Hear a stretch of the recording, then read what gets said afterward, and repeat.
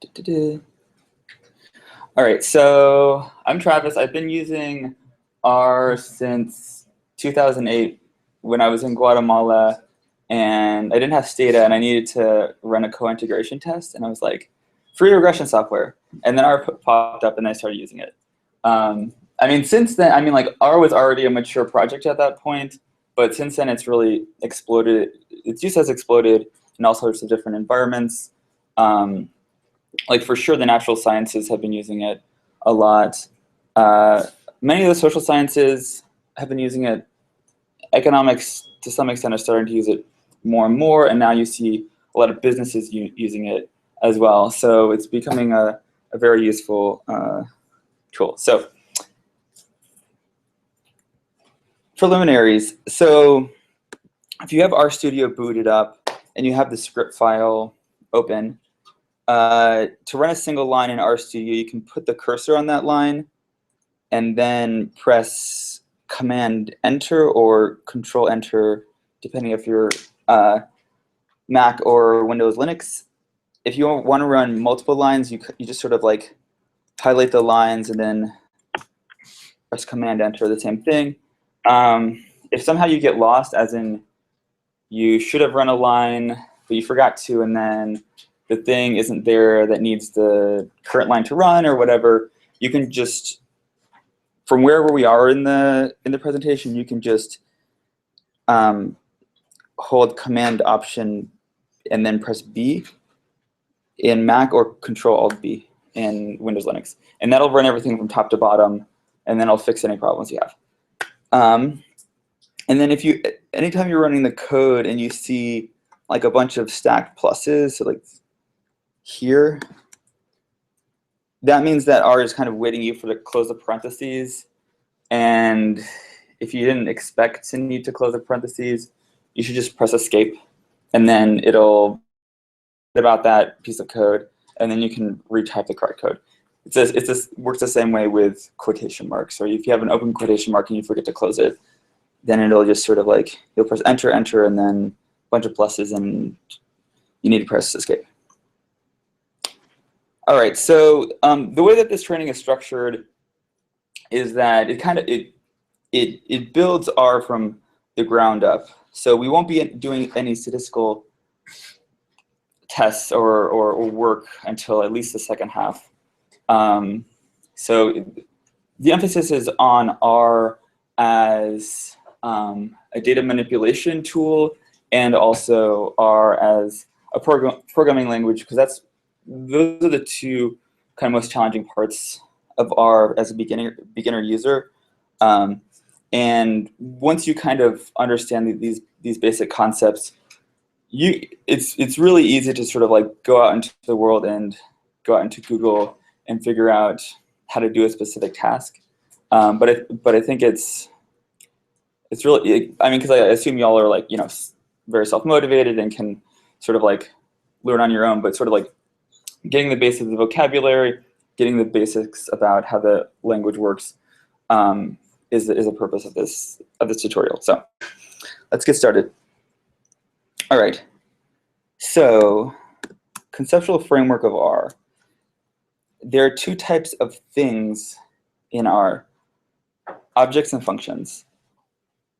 Functions are used to operate on objects, usually to create a new object or transform an original object. That's the relationship between objects and functions. So let's make a matrix to demonstrate how to use a function. This little function C, which has parentheses right after it, is a basic function that groups together numbers or character strings. The less than minus sign, which creates an arrow, assigns our group of numbers to an object name. An object name is used to succinctly refer to data, and I just picked a name out from anywhere. We'll just call it matrix.input.v. All right, so we can put our cursor on this line, command return, and then it creates this object.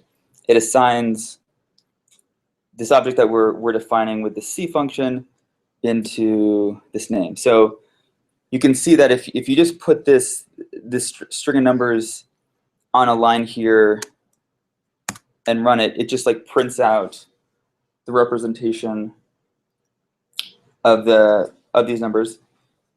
And if you run the line mat.input.v after we've assigned it, it'll do the exact same thing. So it's just sort of like a succinct way of referring to this string of numbers right here. And of course, if you have any questions, any confusion, definitely just raise your hand and I'll feel free to interrupt. All right, so the matrix function is used to form a matrix. Let's look at its help file. So learning how to read a help file is like oftentimes one of the first barriers that new R users have to sort of get over, because I mean, if you contrast it with like Stata, for instance, Stata's documentation is very robust. You can get like pages and pages on a single function, whereas with R, it tends to be you know, much more concise, and on top of that, it uses vocabulary that's can be specific to R in terms of how it refers to, just like in terms of the terms that it uses. So learning how to read help files is really important. All right, so we can use the question mark to right before the function name to pull up the help file. So let's run that. All right, and you'll probably have a pane on the lower right-hand corner, which I do, but I just hit it. So let me pull that up. All right. So the description is just a short summary of what the function does. So matrix creates a matrix from a given set of values. Pretty straightforward. Oftentimes you'll see related functions kind of all put together in the same help file. So as matrix attempts to turn its argument into a matrix, so like if you have you know, some other type of object, you can coerce that thing into a matrix object if it's possible. Is matrix tests that if its argument is a strict matrix, so it's just a true false basically. So since these are like very closely related, R just puts all of the functions into a single help file just for reference purposes. All right, so the next section is usage, where it gives a list of all the different type of arguments that you can give the function, as well as their default values. So typically, the first argument in a function is some type of data object. You know, it can be data on income or like what have you. And it's the thing that you transform with the function. That's not always true. Sometimes the first argument isn't that kind of data, but typically it is. Here, the argument is just called data. The equal sign and the NA on the right-hand side means that the default for this argument is NA, which is a missing value. This is a special reserved name for missing value in R. So if you're familiar with Stata, it's like dot, like the period. The second argument is number of rows. You can see that the default argument is 1 and column 1. And then we'll get to the other arguments in a second. And then the argument section just describes in detail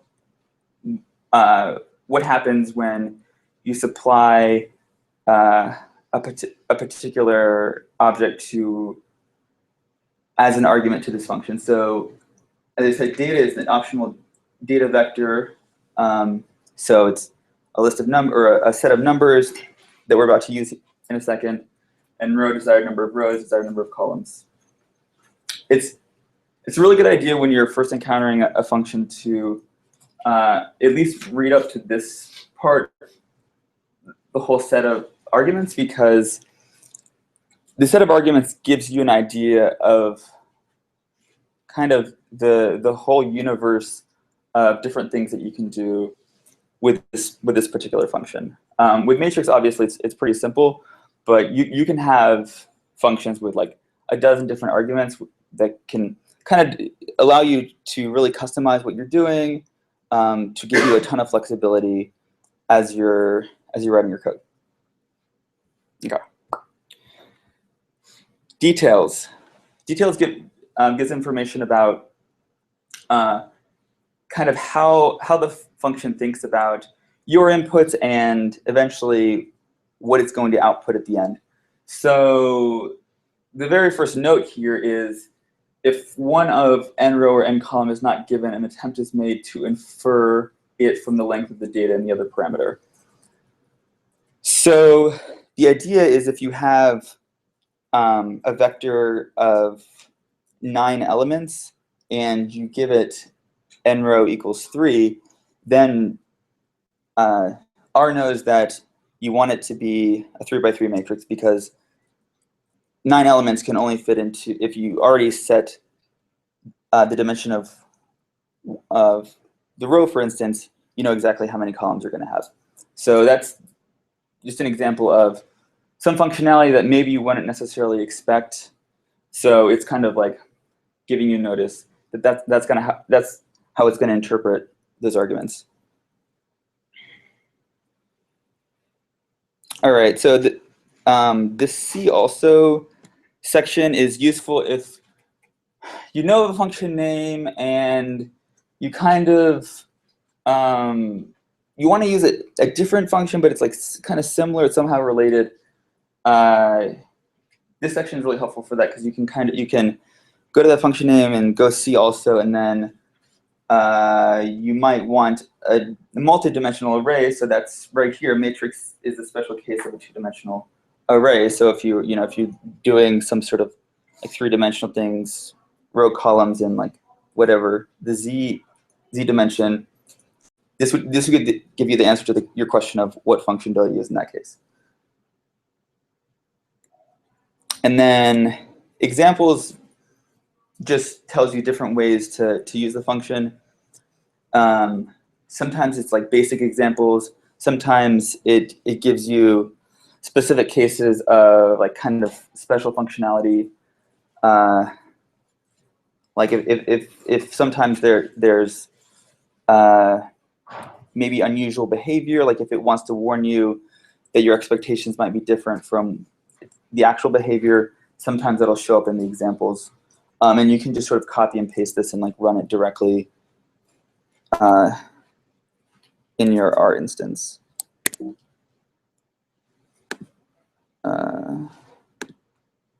Any questions about help files? Okay. All right, so let's use that function. So we just created this vector, matrix.input.v, and we're going to use it as the argument for data. So data equals mate.input.b, and we're going to, because I decided this, just have a 3 by 3 matrix. So we're going to set number of rows as 3, and then, as I discussed, it'll automatically infer that the number of columns is also 3. All right, so let's run that code. By the way, if you forget what the argument names are in a given function and you don't want to go to the help file, in RStudio you can put the cursor just to the right of the open parentheses and press tab, and it'll give you the argument names and then the description of all the arguments.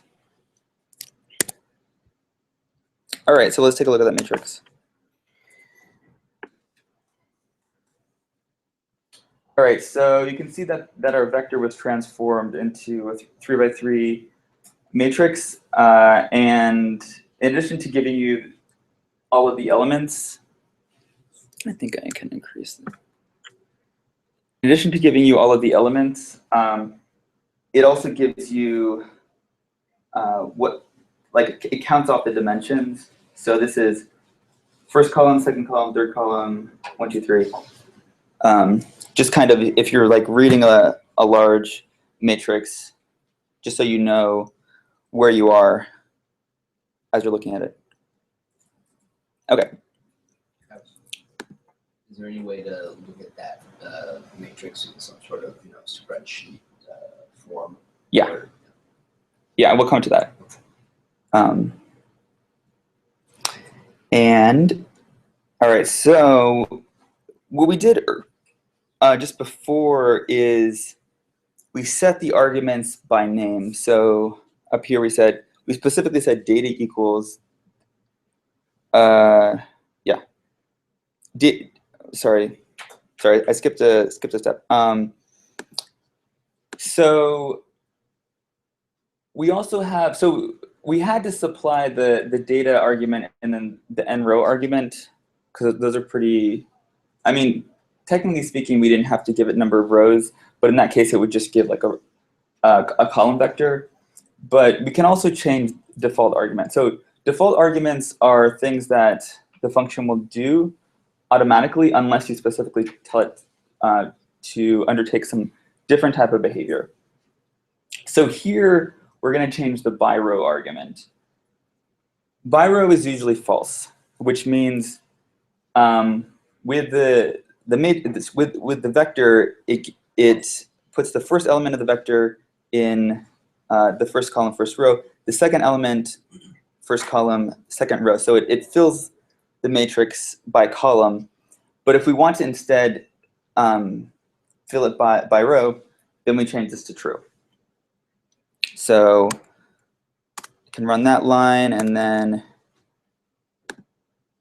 as you can see, like basically the matrix is like transposed here because it first fills the rows. Okay. Okay, so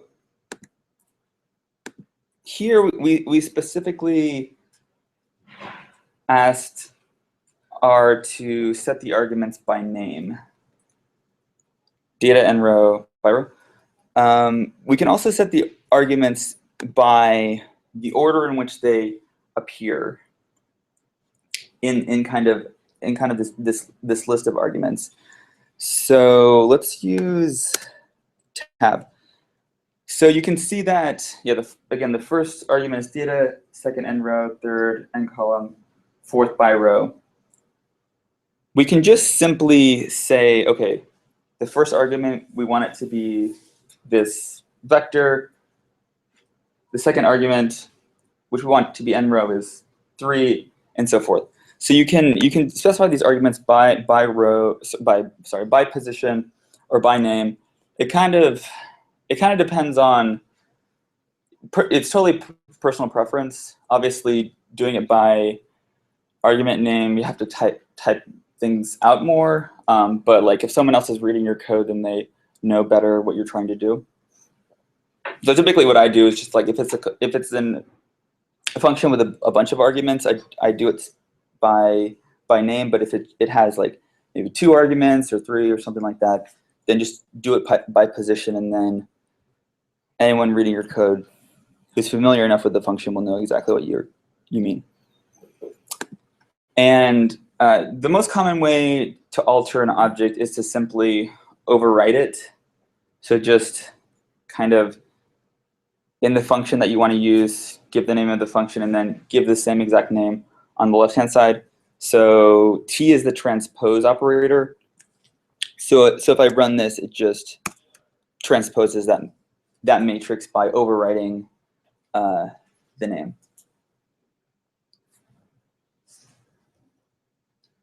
Okay. Types of objects. So there are 4 basic types of objects in R. You've already seen 2 of them, a vector and a matrix. So let's explore the vector in more detail because it's probably the most important basic unit in R. Much of the terminology in R is based on linear algebra concepts. So an ordered set of numbers or character strings is called vector. It's better to think of vector as an ordered set rather than a matrix with one column or one row, since vectors in R have only one dimension. There are many ways to create a vector or extract a vector from another object. Earlier, we used the C function to create make.input.v. So there it is again. We can also use the colon operator to create a vector of all integers that exist between two other integers inclusive. So this just creates a vector from 1 to 100. And then you can see it's pretty clear, yeah, 1 to 100. And similar to in the case of looking at a matrix, even with a vector, it gives you a hint about what element of the vector that you're looking at. So here it kind of wraps around a little bit, but you can see that this 23 in brackets lines up with the 23 as a number. And so that's just like, again, if you get lost and like you're counting elements, you're like, which element, like this will help you figure it out. All right. Let's look at a way to extract a vector from a data set. The read.csv function is going to be your primary way to get a data set into your R workspace. All right. So let's go ahead and run that line. So we just created this object called a data frame containing data on the net worth of members of Congress, Supreme Court justices, and certain executive branch officials. All right, let's look at briefly the help file.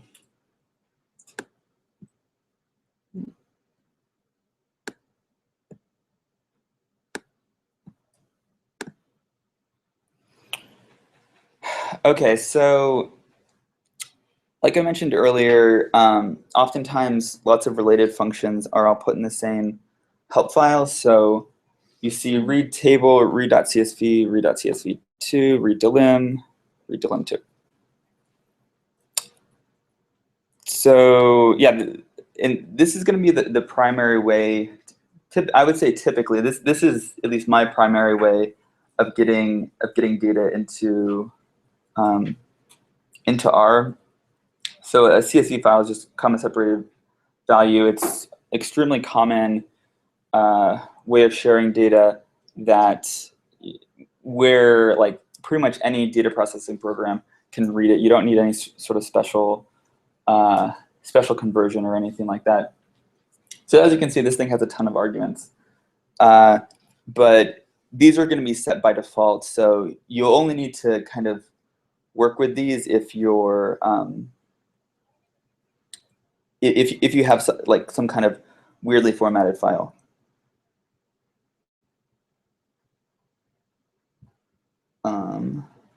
All right.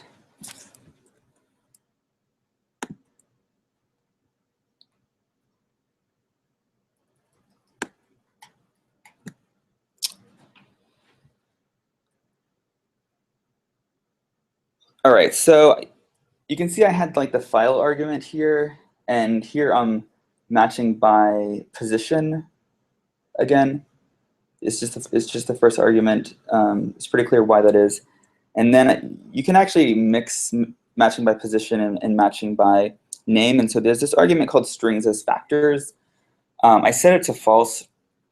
The reason that I do that is otherwise R will automatically convert any character data into a type of data called factors. And factors are basically how R deals with categorical data, like like gender or race or something like that. But factors can be hard to work with, especially if you're in the midst of kind of doing a lot of data manipulation.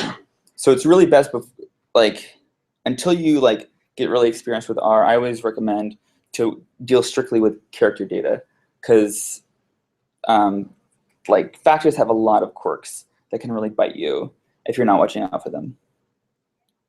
All right, so what did we just load into the workspace? There are two main ways to examine what we have.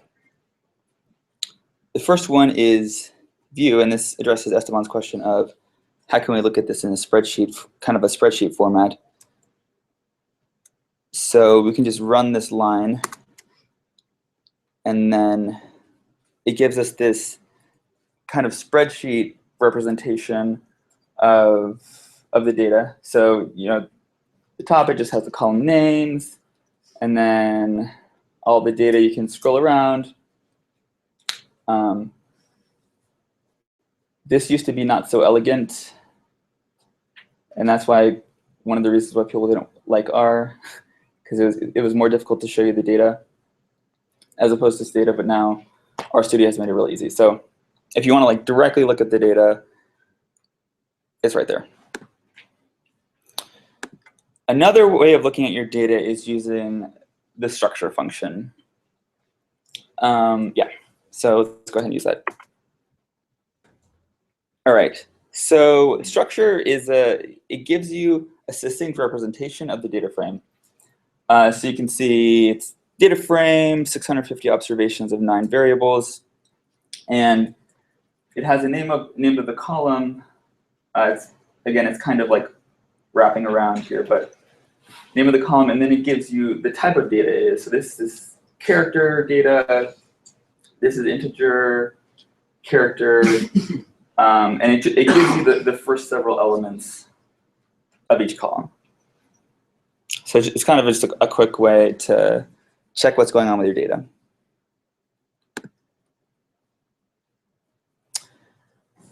Okay, so like I said, we're going to extract from this a vector. How do we do that?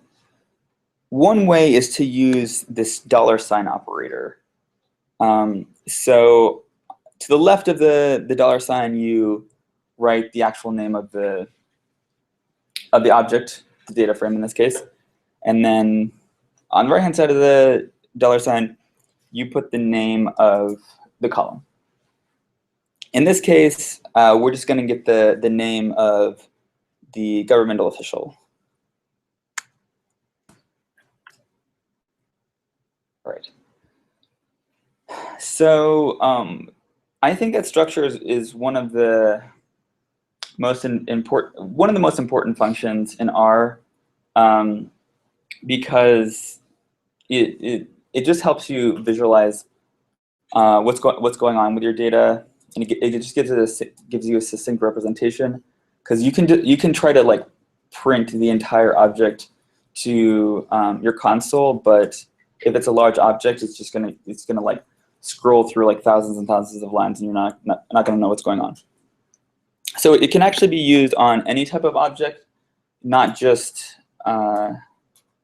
definitely not just a data frame. I mean, it's probably most useful for data frames, but we can look at this vector that we created with structure.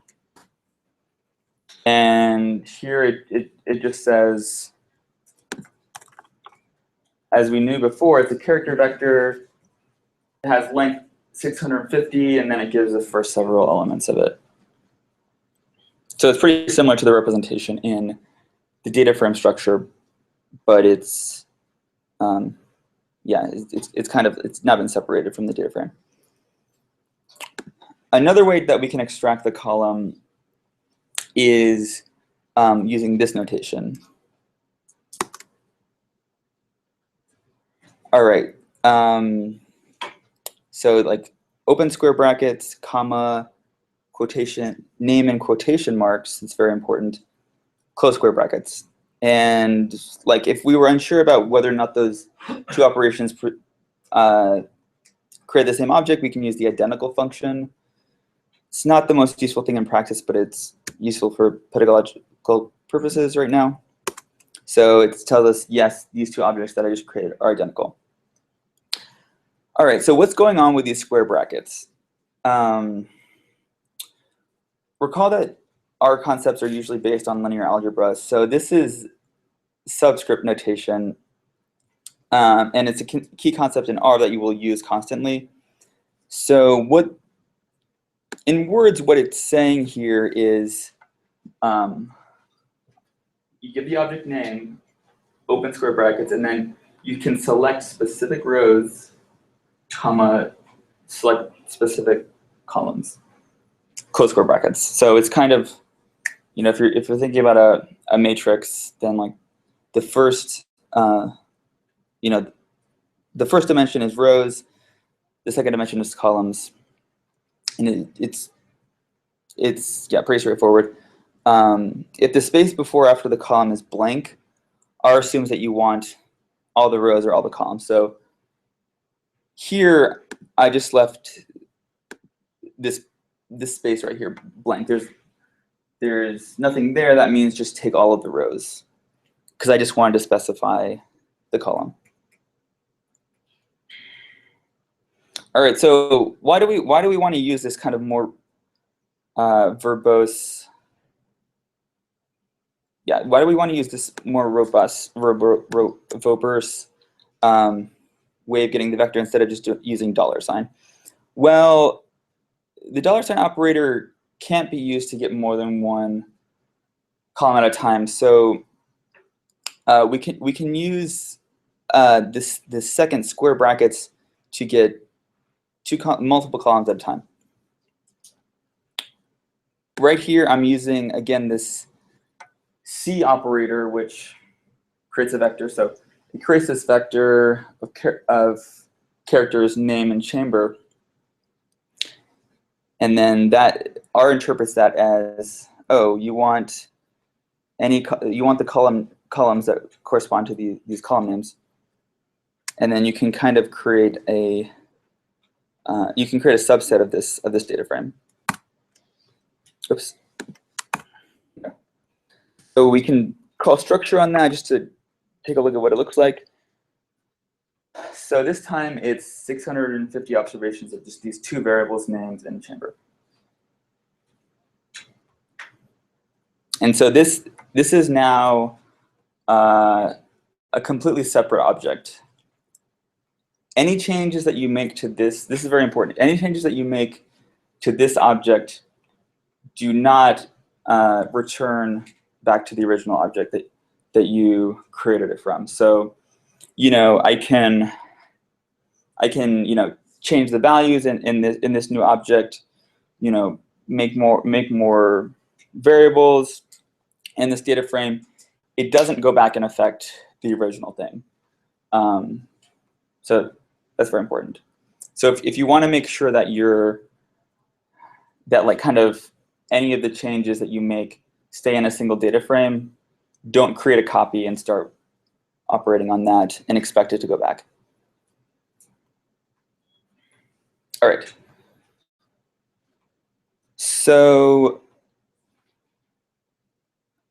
we can also select rows and columns by using numeric vectors or logical vectors. So I can use this colon operator to create this vector from 1 to 5. And this will help me get the first 5 rows. And then I'm again specifying particular columns that I want out of this data frame. And yep. All right, so first 5 rows, the data set happens to be ordered already by net worth. So richest person's first. So does this mean that their net worth is 250 million? Let's see, 1, 2, 3. Yeah. Yeah, so this is like. That's probably an understatement of Burkhol's net worth. Yeah, so this was in 2008. He sold the Bucks for $500 million this year and gave $100 million back to the city. So. Yeah, so I guess this comes from financial statements, and there's like a minimum value, maximum value, and it just depends on the valuation. Yeah, things are pretty unequal here. All right, so if we want to exclude the first 640 rows, there's a special operator, the negative sign, that it'll only work with numeric vectors. So you can't put a negative in front of a character vector and say exclude these characters. It doesn't work like that. There's another way to do that, but not with the negative sign, not this succinct. There we go. And then we have, some people obviously in debt at the very bottom. All right. So that was using numeric vectors. Now we can use logical vectors if we want to take subsets based on a particular condition that we find within the data set. All right, so if we want to get only those observations or records where the net worth is greater than 100 million, we get the column for average value, average net worth here. So we specify that. A little drawback with some of what you do in R is typically you have to specify the object that you want the column from. So there's kind of replication and type, and it's a little more verbose than you want. But anyway, we're specifying that column again, and then we're saying greater than 100 million. Oops. Yeah. So here are those people. All right. So kind of what's going on under the hood here. So first, a logical vector is produced, and then it's fed into the subscript. So I can sort of just produce this logical vector that's just gives me whether or not each element of the vector fulfills this condition. So we have a bunch of falses here at the bottom and some trues here at the top, again because it's sorted by average value. So we take that vector and then we just feed it into the subscript notation, and then that's the thing that produces the object, this subset that we want to work with. So you can kind of create conditions of arbitrary complexity by using and statements, or statements, and so forth. Or you can do the same thing if you're subsetting by numbers or what have you. So that just kind of all feeds into as a statement to get specific rows in this case. Another operator is the in operator. So that's percentage sign in close percentage sign. So let's run that.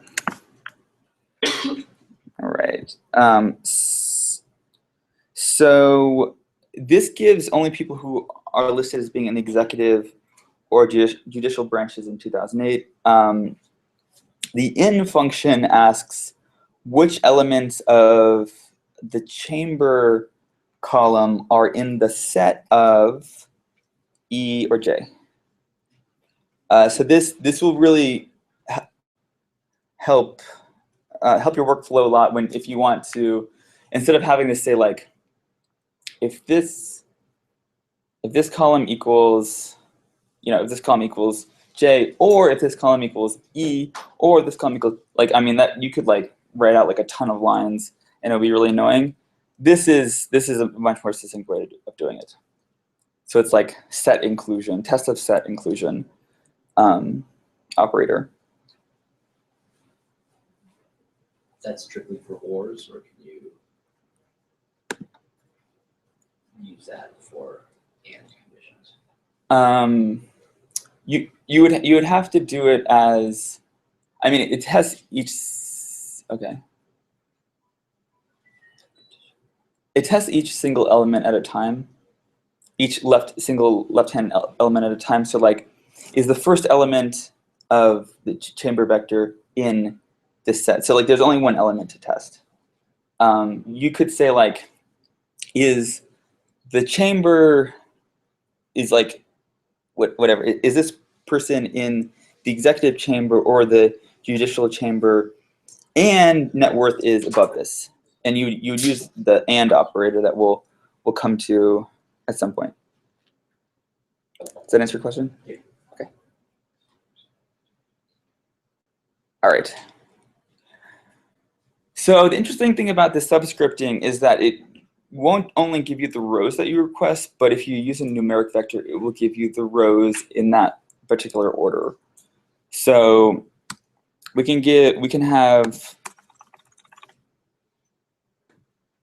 the first 4 rows in the order that they appear, or we can use this colon operator to kind of backwards count from 4.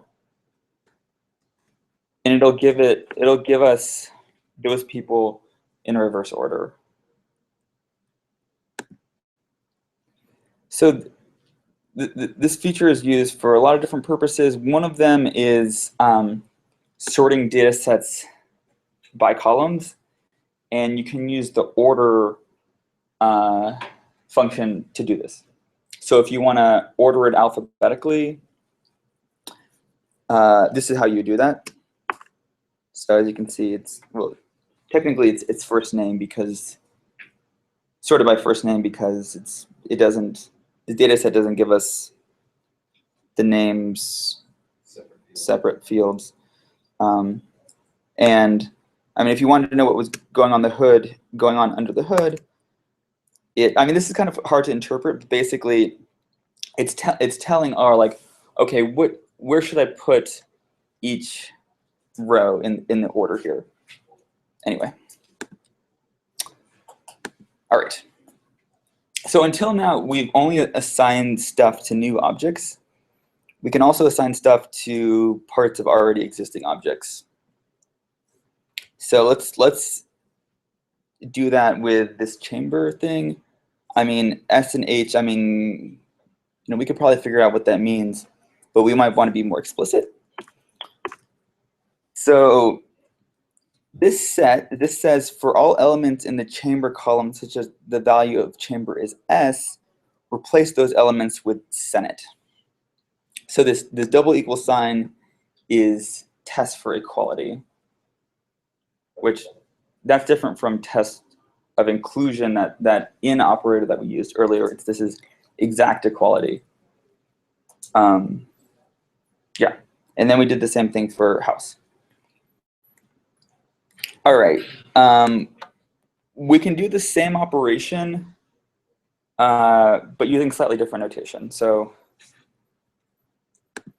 this line does the same thing as this line. Given what you know about data manipulation up to this point, who can tell me why these two operations are equivalent? So this one down here, and then this one.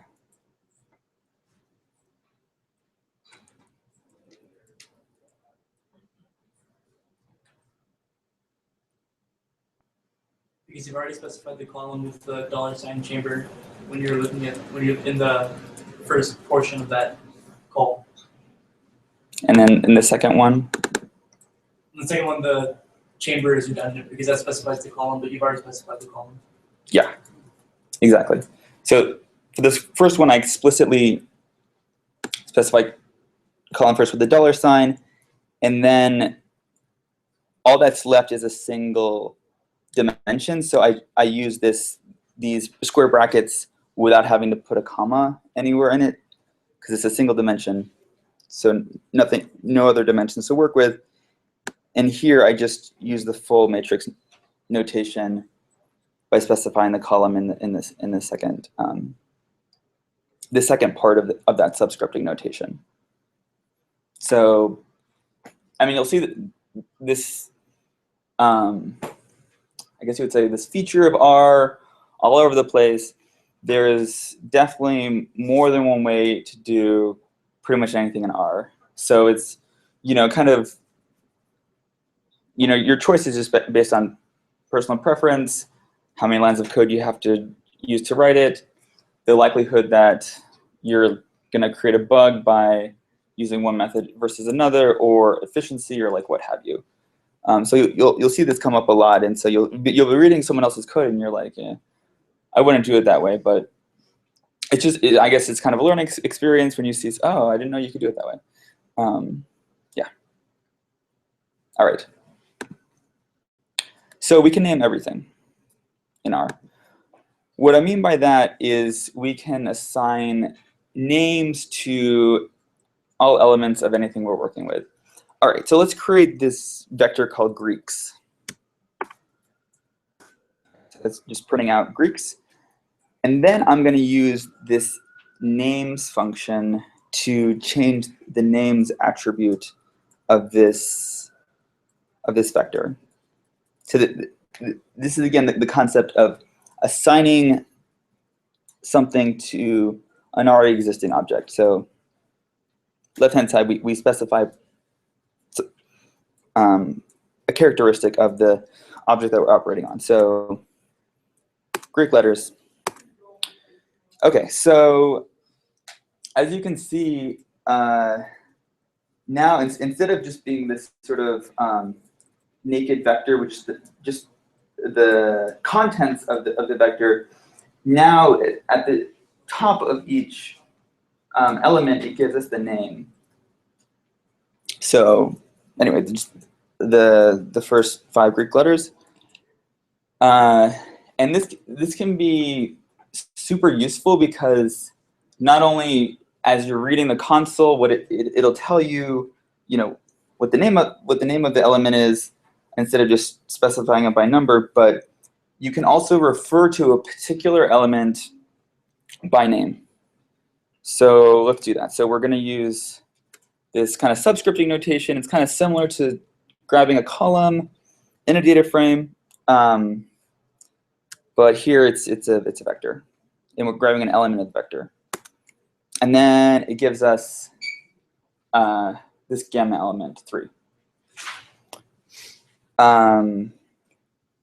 So this is a big change. If you're familiar with programming in MATLAB, this is a big change from MATLAB because you almost always have to refer, or you almost always have to access elements in a vector or matrix via numbers, their position. That you have to give it a number or like a true/false value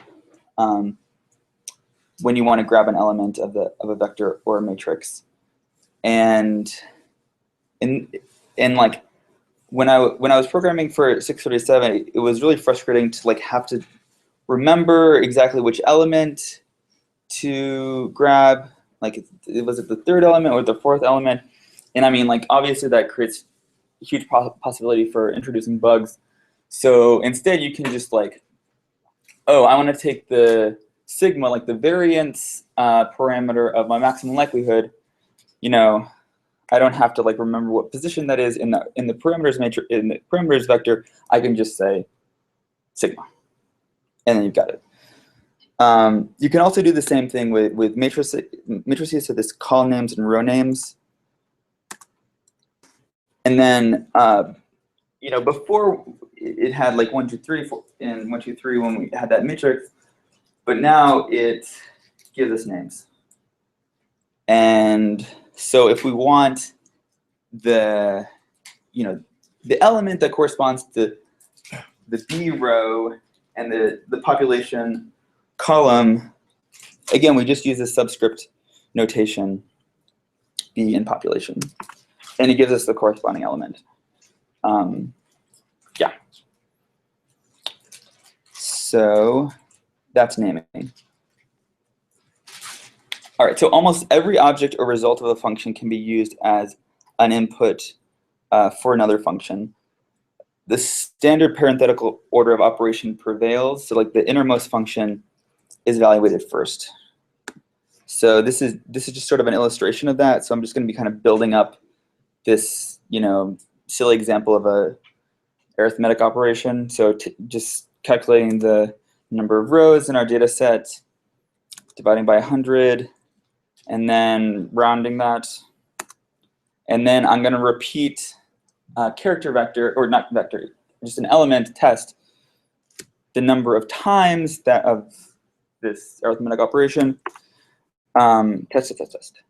So that's one way to do it. You can also explicitly assign the result of each of these operations and kind of build it up that way, and do the same thing. So what I do, it's your own personal preference, is to more the first way of doing it, kind of everything evaluated at once on one line within reason, because I mean you can create all of these extra objects, but they I mean you'll have all these objects floating around that you don't necessarily need, and if you accidentally like anyway, there's certain issues. I mean, there's no limit to the number of objects that you can have.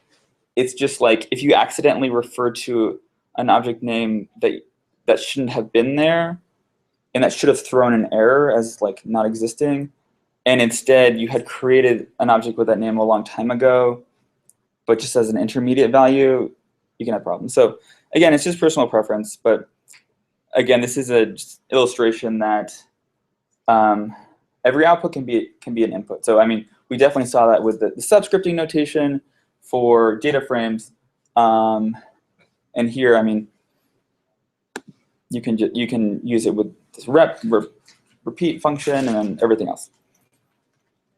All right, so let's stop for a second and kind of note some important details about the programming language.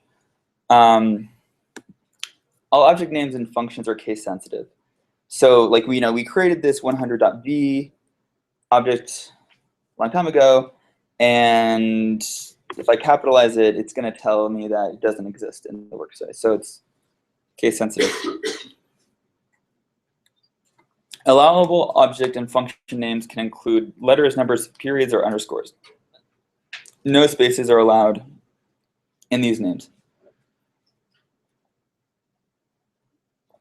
So adding the like .df, .mat, .b is actually like completely unnecessary. R doesn't interpret that as being anything other than just like an arbitrary name for an object. This is what I do. I find it useful since you often have the same data in different forms, and keeping track of what all your objects are can be hard without these identifiers. So you can have some data in like a matrix, data in a data frame. In a second, we're going to come to lists, and I find it useful. And also, like while I'm working on code, and then if I go back and read stuff that I've written a while ago, it's much easier to follow the flow if I can just read it and tell what kind of object it is, instead of just, it could be anything. All right, spaces between object names and operators are ignored. So you can use spaces to make your code clearer. So this is the same as this. So like, there's big spaces between everything. You can even make spaces between the function name and the parentheses and the $sign. But I wouldn't recommend it because it makes the code confusing naturally, but it's something you can do. If R thinks that a statement continues on the next line, it'll interpret it the same as a statement on one line. So I can run this first line, and you notice here on the console it has this plus. That means it's waiting for you to complete the statement. And then I complete it with the second line, and there it is. Same thing with this,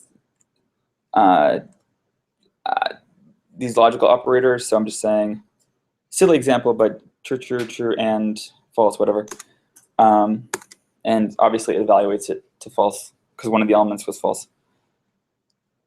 But the thing is, you need to give it a reason to think the operation continues. So like this arithmetic operation, if I try to do it, it'll tell me unexpected multiplication sign, because this line above it was just a complete statement. R didn't have any reason. So, I mean, to do it correctly, just either put it all in one line or put that multiplication sign,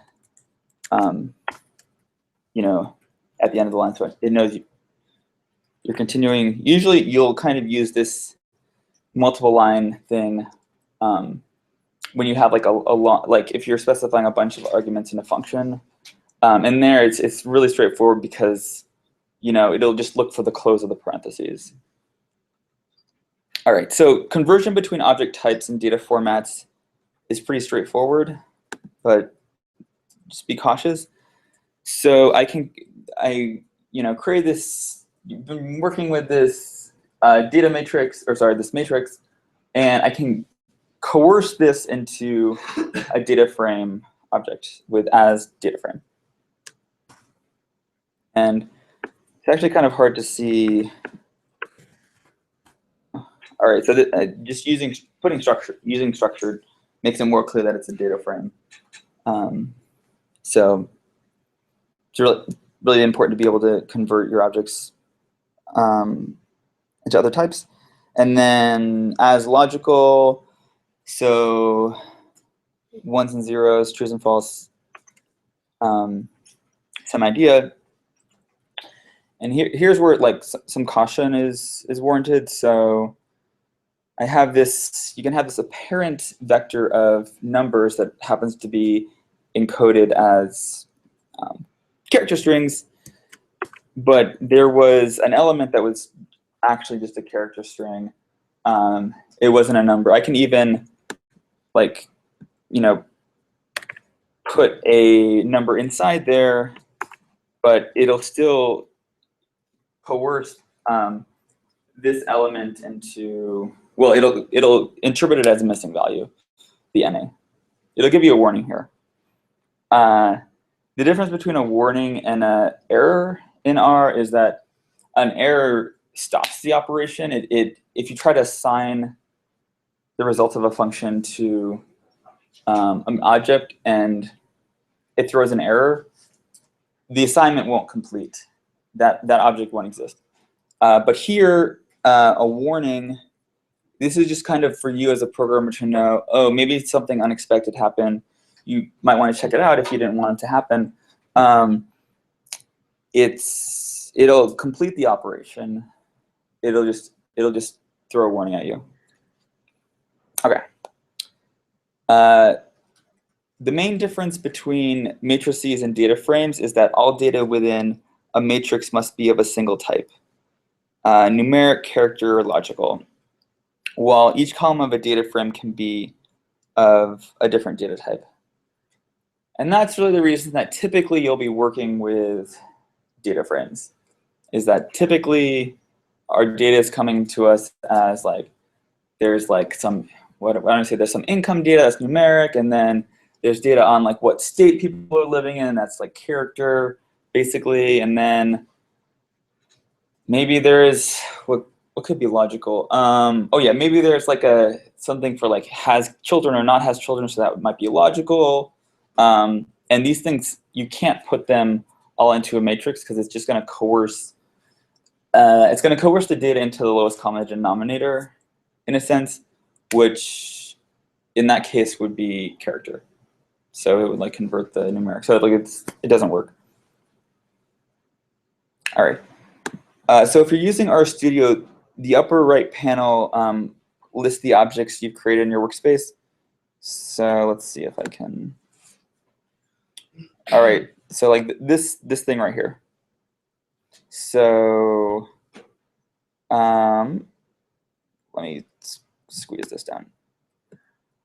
So yeah, this also kind of offers like a structure interpretation. If you want to click this, so like this was like part of the data frame that we created, and so this just gives again kind of the structure representation.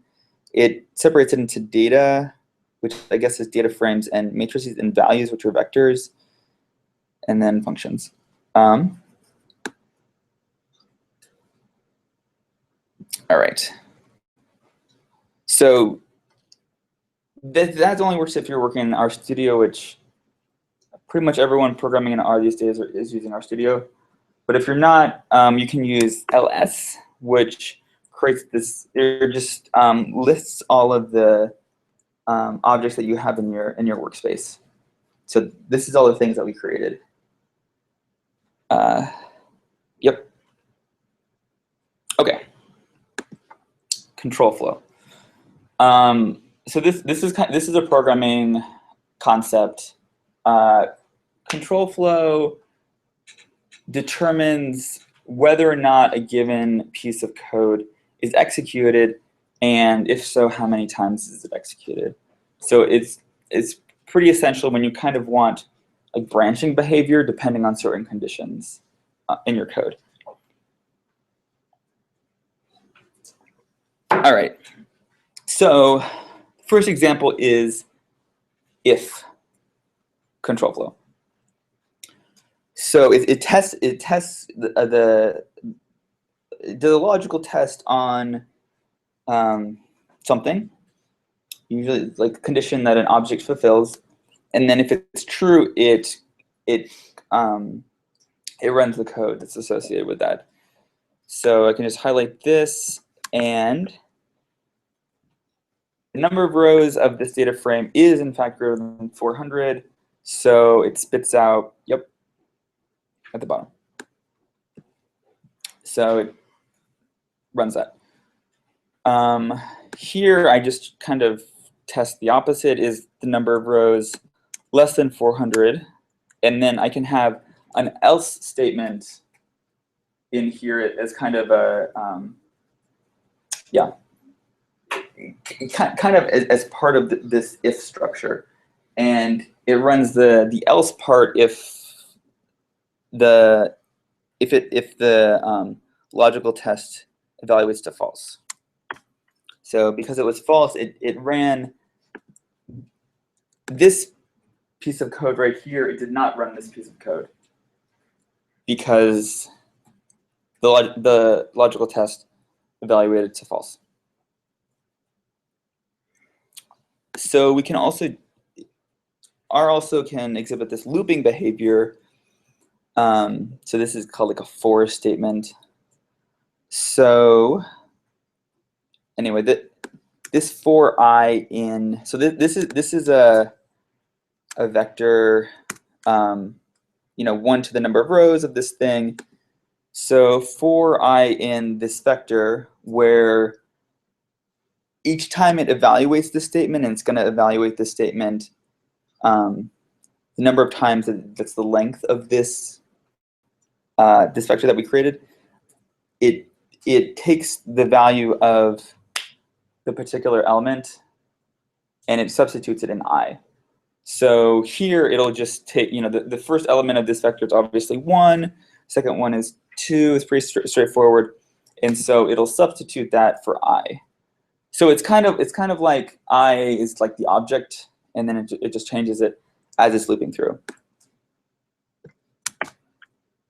So as you can see, the behavior was just say, I told it to like print this I, and then 1, 2, 3, 4, 5, and it printed that many times, but it changed the value of I every time that it executed the statement according to the elements in this 1 to n row vector. Does anyone have any questions about control flow? It can be a little tough. What's the last argument in your cat? This one? Yeah. That's the character representation of new line. So if I were to, I think, let me try to do without that. I think, yeah. So without that, it doesn't know to print a new line.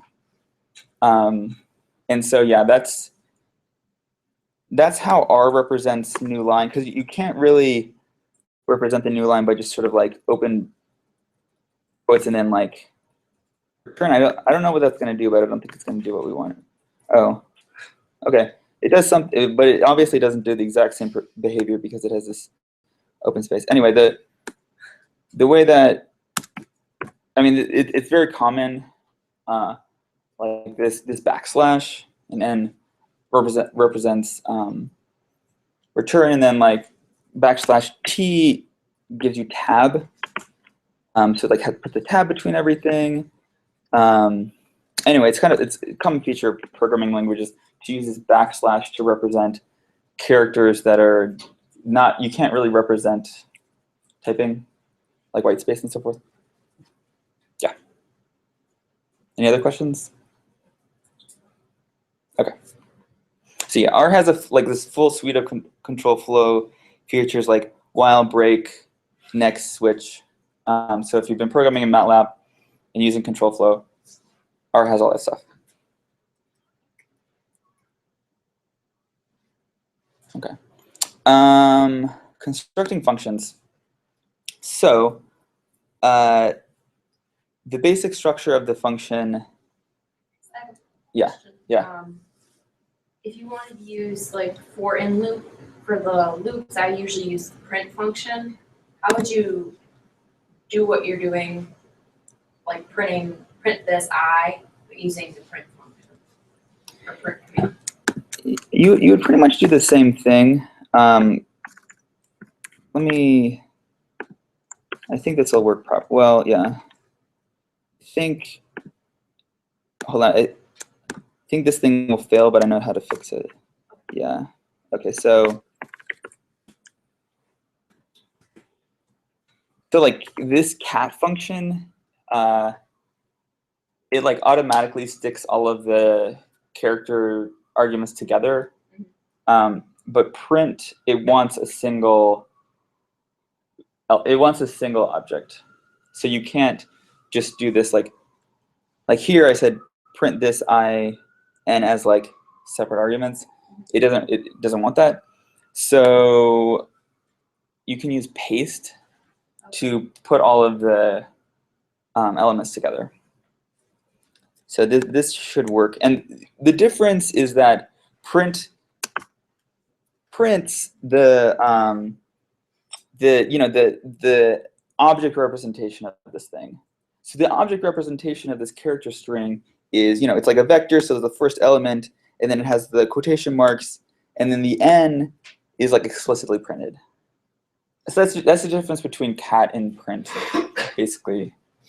If you're like, obviously cat and print are useful for debugging. If you have a loop and you're not sure what's going on, you can like say, okay, print every time it goes through some representation of the object. So like if you wanted to like print like, I don't know, like a small data frame or something, each time you loop through something, you'd use print, not cat, because cat wouldn't represent that properly. Does that make sense? Yeah, well, because I usually use print to kind of see what the loop's spitting out. But I tried it. I tried putting just what you have in the arguments for cat in print, but it didn't work. So the paste I never learned about. Yeah. So that makes sense. Sure. So like the paste is like this paste function is like the original, but just a tiny bit of background. But the default argument was to have the separator be a space, and a lot of people didn't like that, so they just created this like alternate that just has the separators is nothing, called paste 0. It was just kind of like an update to the language. It was just kind of annoying because like paste is used like all the time. And paste is actually very powerful. I encourage you to look at some of the stuff that can be done with it, because it can paste together things both like by row and column in a sense, in a sense, and by using both the separator and the collapse function, and you can have nice complex behavior coming out of paste. But yeah, just in this simple example, it's just those three elements together. Any other questions? Okay. All right, so functions. So R already has all these functions that you can be using, but you can create your own functions for your own specific behavior, especially if you want R to execute something, repeat it in like many different contexts. So the basic structure is On the left-hand side, the first line is on the left-hand side you give the function name. So this is what you want it to be called when you actually use it, and then you use the assignment operator again. And on the right-hand side of the assignment operator, you write function. So like this is like literally you write function. Open parentheses, and then you put all the argument names in. And then you open some curly brackets, and then inside those curly brackets, you do all the operations that handle the arguments. And then the very last line is the output that you want of the function. All right, so here's a simple example. This is just like, yeah, like some arguments, some like Greek arguments, rho, sigma, and alpha, and this if-else function is just, it takes a vector as an argument, it does a logical test, and then if it's true, it gives the first argument. If it's false, it gives the second.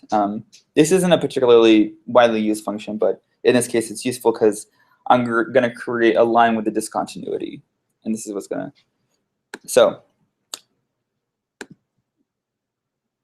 all right. So yeah, it's pretty simple. So you just highlight it and then assign it, and that stores the function. All right. So I'm going to give this function that I created some arguments. I'm going to create this sequence by using the sequence function. And then I'm going to give it some specific arguments, some rho, some sigma, some alpha, and assign the output of this function to a particular object. And then I'm going to plot it. So plotting, like, it's asking for the x value first, so that's n sequence, and then the y is this BB line thing. Okay.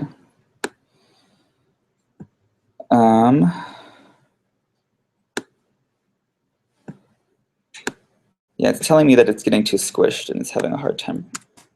There it is. All right, so like I said, I wanted to create a discontinuity. This is something that I wrote a long time ago for development class to like analyze poverty traps. So like there's this like discontinuity. Anyway, so the y value is BB line, the actual output of the function, and you can see it declines, then discontinuity, and then it declines again.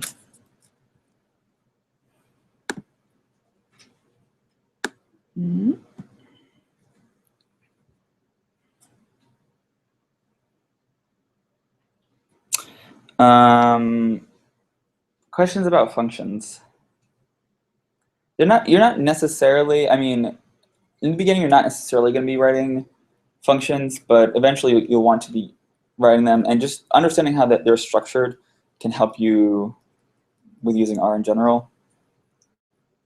And let me see here.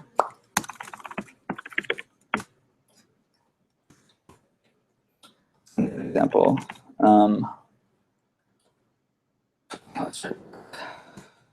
Nope, that's not a good example either. Sorry, let me see, plot dot default. Okay, so like the nice thing about R is that it's open source, which means you can see you can analyze what's called the source code and know exactly the operations that it's undertaking. So you can view the like text of the function just by putting in the name of the function, pressing enter, like without any parentheses. So here I'm looking at plot.default, which is like, this is basically like the scatter plot function. So like gives you all the arguments and then all the transformations, and it shows you how it plots. So I mean, I'm showing you this because it's kind of the counterpart to you personally writing this thing out. There's a representation for all of the R operations that are similar to this, kind of underneath the hood. in all of R. So yeah, that's what open source means. So I mean, like that's in contrast to commercial packages where typically the actual operation, you can't directly observe what operations are being undertaken because it's obscured. It's obscured when the program is created. I mean, they'll give you documentation about what they say it's doing, but verification is not possible. All right. All right, so we've covered matrices, data frames, and vectors. There's a fourth basic data type called list. Lists are the most foreign idea for Stata and MATLAB users, I think. So in R, a list is a structured, possibly hierarchical collection of objects. When you think about lists in R, don't think shopping lists. It's like not like kind of just order. Like shopping list is like a vector, right? It's like you have an ordered set and like it's 1 through 3, 1 through 4, whatever. Lists are much more complex than that, but for that reason, they're more powerful. Okay, so let's create a list. So we'll use the list function, and in this list, we're going to put a couple objects that we've created already. So the first element of the list is going to be this sample data matrix.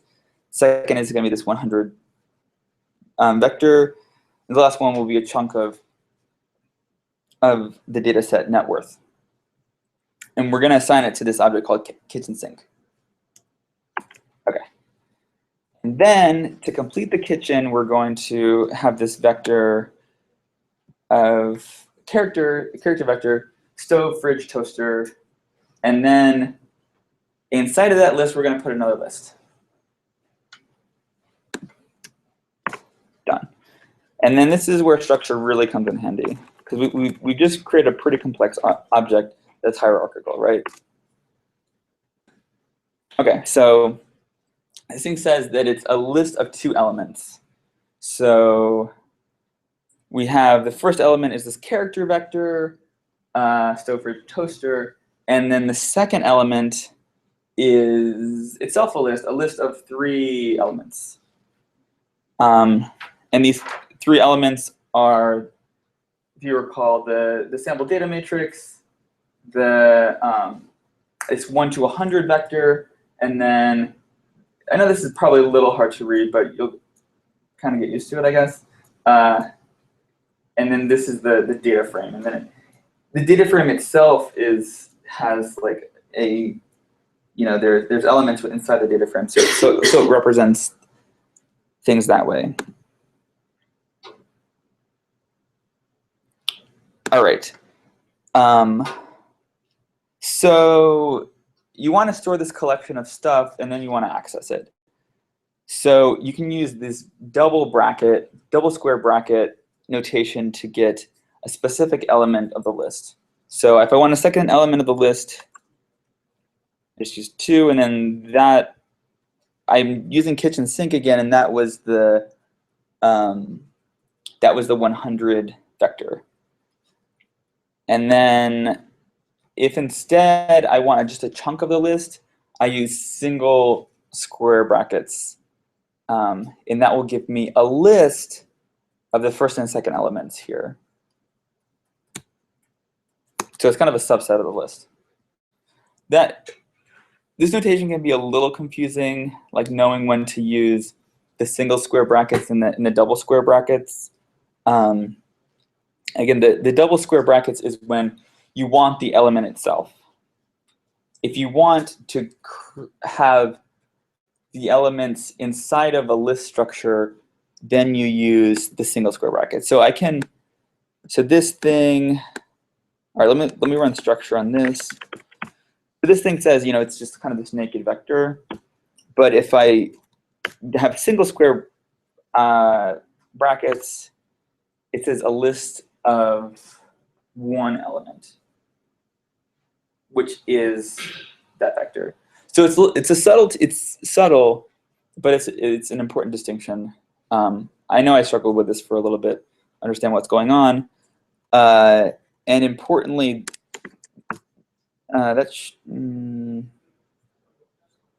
did it do that? Anyway, so again, there's this important distinction, and it's going to matter if you're going to feed this object into like a function, and it's expecting a vector and not a list. It's going to it might choke. The function might choke. Yeah. Any questions on lists? Can you give an example of a list that's not a kitchen sink? I mean, so this one's not intuitive. I mean, it's intuitive to me that you put these three things together, but give me an example of when you built a list that you then used in analysis. With the hierarchy of objects, it's not a matrix, so it's not like you're going to use it straight up for regression. It's not your dependent variable, It's something else constructed in order to get from here to somewhere. So, like, what would the list be used for?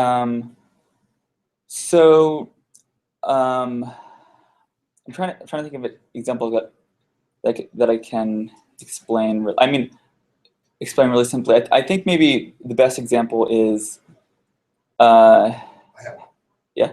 So what if I was combining individual and household variables in something and they had different structure? I wanted to bring them along. Right? Yeah. So that would be an example. That would be an example, and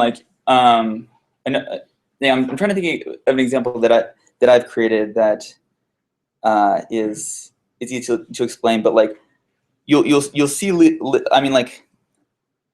An obvious example is like geographic data, and so you have like the so like say you have polygons, right?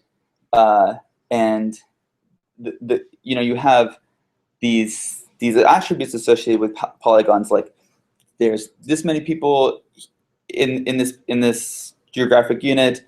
The average altitude is this, but you also you need to know the coordinates of the polygon. So that's kind of like a non-rectangular data structure, the type of thing that you would use. So like this kind of non-rectangularity is where you use. You get something out of the household and individuals, right? Yeah. Because you could have 4 individuals in one household, 6 in another. They're maybe different sets of variables. So I'm looking at it. Okay, great. Are you planning on sticking around for? Until 6:30, and then I gotta go teach. Okay. Okay. Yeah, we should, because we're gonna get to linear regression, and the output of a linear regression is a list, and that kind of makes sense, right? You have like the R squared, yeah. So that's gonna be a central part. So I would say that once you get really comfortable with lists, that's kind of an indication that you've reached some sort of milestone in using R, for sure. Like, initially I was like staying away from lists, and now like I use them a lot in like a lot of different complex operations. Like it can be very useful if you have some sort of particularly they're used in loops. I use them in loops when I have like some sort of like weird I don't necessarily know what the exact dimensions are going to be of the thing that's coming out of the operation. So like I've used them to like query like an address and get back a set of information about that address online, and it's it might be 10 elements, it might be 3 elements, and you can't necessarily combine that all until after you've kind of finished building the list. Anyway, all right. So unlike in MATLAB, functions always return a single object in R. So like here's some like example MATLAB code. Function. I'm just saying this is this function that I'm creating here in kind of MATLAB code. Summary stats, just giving me the average and the standard deviation. So it assigns average and standard deviation to these separate objects, and then within the square brackets, it returns 2 objects. R only outputs 1 object per function operation, but the way we handle this kind of situation is we pack our results into a list. So here, so here's kind of one way to do it in R. Technically speaking, you could. This is a kind of simple operation. Technically speaking, you could produce this as a named vector. But anyway, so this initiates the list. So it's like an empty list, and then you assign the mean to the element that's named average in the object that you are going to output, and then standard deviation in a similar way. And then the last line is the object itself. So we'll just run that, and so it gives us the average and standard deviation. And the $sign means that it's like an element of the list. All right, so unlike in MATLAB, as you probably have guessed, you don't need to put your functions into a separate file. R stores the functions as it reads your script file. So if you choose to, you can, like if you want to be like really tidy about your analysis, you can put your functions in a separate file from your analysis file. But if you must ask R to read the functions with there's this a function called source that just like reads an entire script file all at once before running your analysis. So like R has to like read over your function before it can use it. Unlike in MATLAB where you just place the function script in a in the working directory, and then MATLAB already knows where it is. R is not like that. All right, let's break for 5 minutes. All right. So we'll return at 5:35.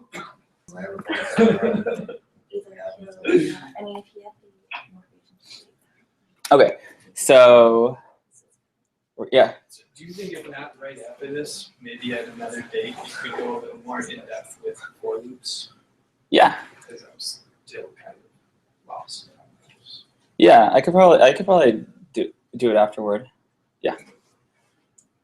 Brett, I just thought of a recent good example of when I use lists. Yeah. So I was trying to merge together like a source data set and then like a bunch of other data sets matching on name of individuals, and like I knew that there wasn't going to be a perfect match, so I knew some people were going to be like kind of thrown out, and so I wrote this function where it would merge and it would give me the merged data set as an element of the list, and then the second element would be all of the non-matches, and so I had both of them. So like the main purpose was like the actual merge thing, and then but the second element, what I used was just like basically print out a CSV file, kind of a report of what didn't match. Right. So in that way, you would have to have something non-rectangular.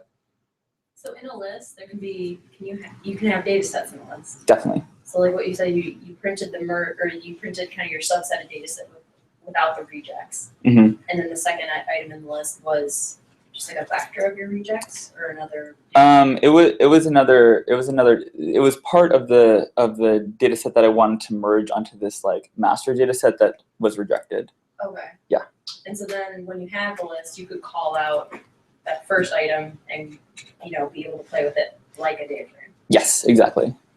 Just by specifying in this case it was just the position, but also Right. by name. Okay. If you said like whatever, non-rejects or whatever. Right. All right, so we're gonna come back from a break then you guys take a break and I'll just discuss the context of R, kind of, what's going on with R.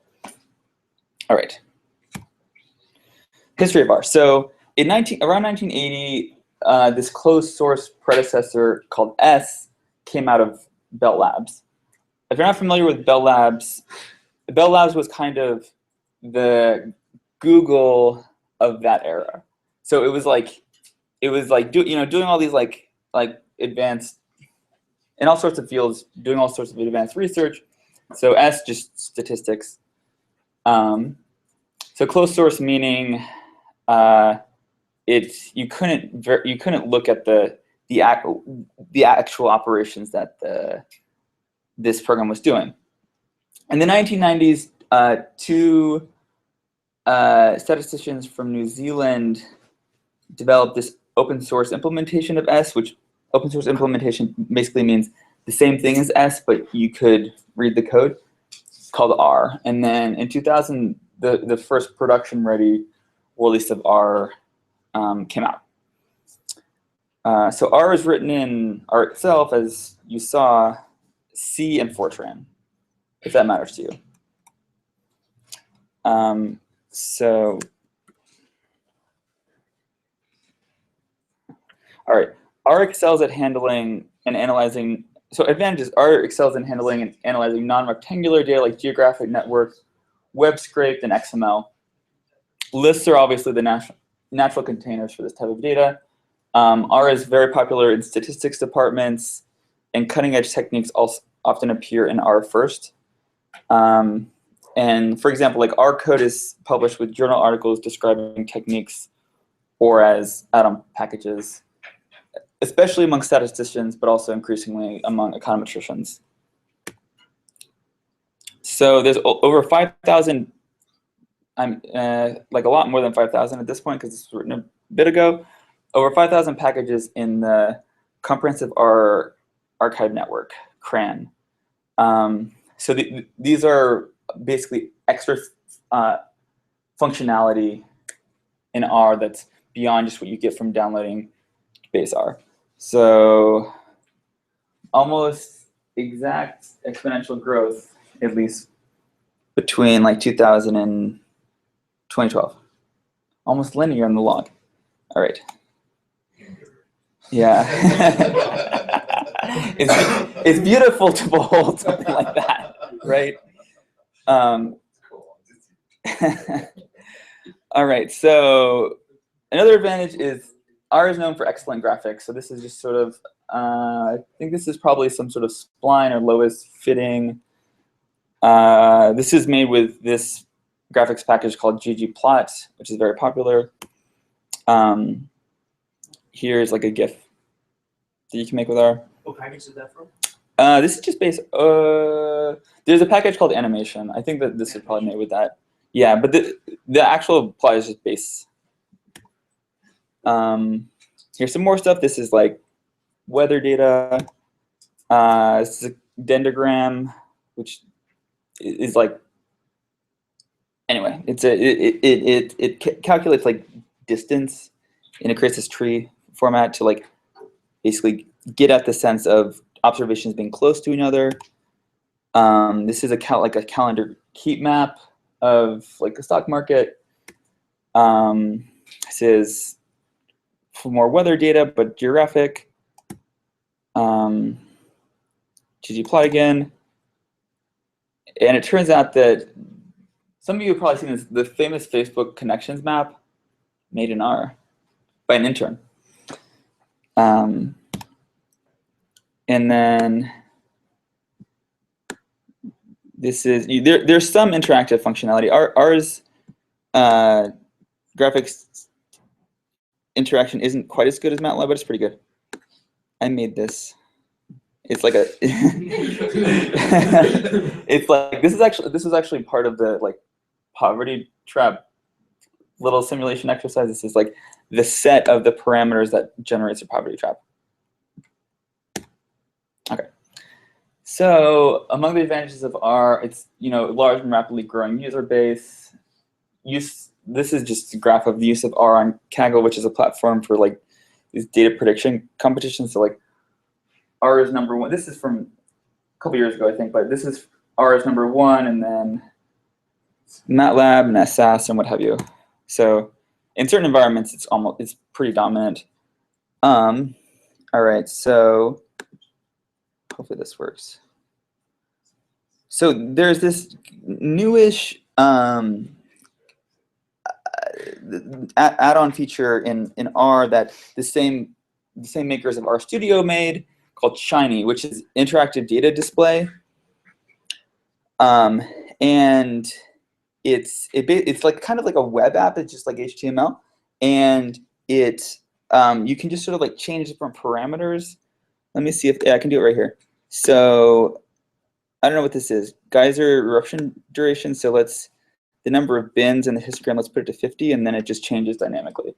So like this is basically R is running in the background, and then you input it like some new arguments, and then it just changes. So like, you can do it with graphs, you can do it with regression, anything that you can do in R, like this thing can handle. It's actually, once you get comfortable with R, it's actually pretty straightforward to do this. So like this is hopefully this works.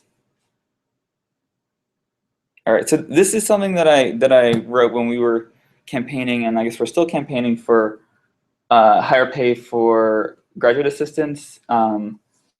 So like, okay, this is just like data on like teaching assistant earnings compared to UW peers. And the nice thing about this is that you can change like the percentage appointment. So if you want to look at like 50% appointment if you're a TA, or you could say like don't account for cost of living differences across space, and like don't subtract fees from gross earnings. And then here you can just like directly put in your data. Like if my rent's close to like $550. So, and it just like kind of dynamically changes the graph. And again, like if you wanted to do a regression behind this and show the results, you could do that too. So pretty nifty. And like not something that I'm aware of like other stats packages can really do. Okay. So in comparison to MATLAB, we've already gone over some of the advantages, but again, you can name everything, so you can access by name or position number, whereas in MATLAB you have to remember if like gamma was like the third or fourth element of the vector. R was designed for statistics and has way more stats packages than MATLAB. MATLAB, is more geared towards engineering. And in MATLAB, there's like no natural way to set function argument defaults or allow an arbitrary number of arguments. Whereas this is very simple in R. It's actually the way that you usually use R. And because of this restriction in MATLAB,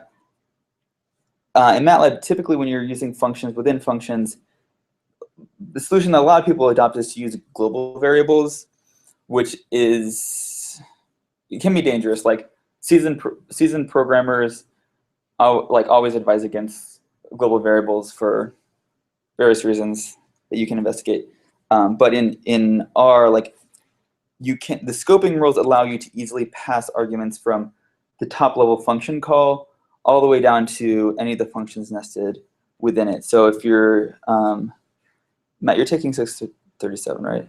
So if anyone else is taking it, like, that you have to kind of pass arguments from the maximizing, from like the routine that maximizes any given function down to the actual function to be maximized, like maximum likelihood or what have you. And that thing itself might have a subfunction, and the solution that a lot of people use is global variables, but that's kind of a problem. But in R, it's very easily like sort of just pass through.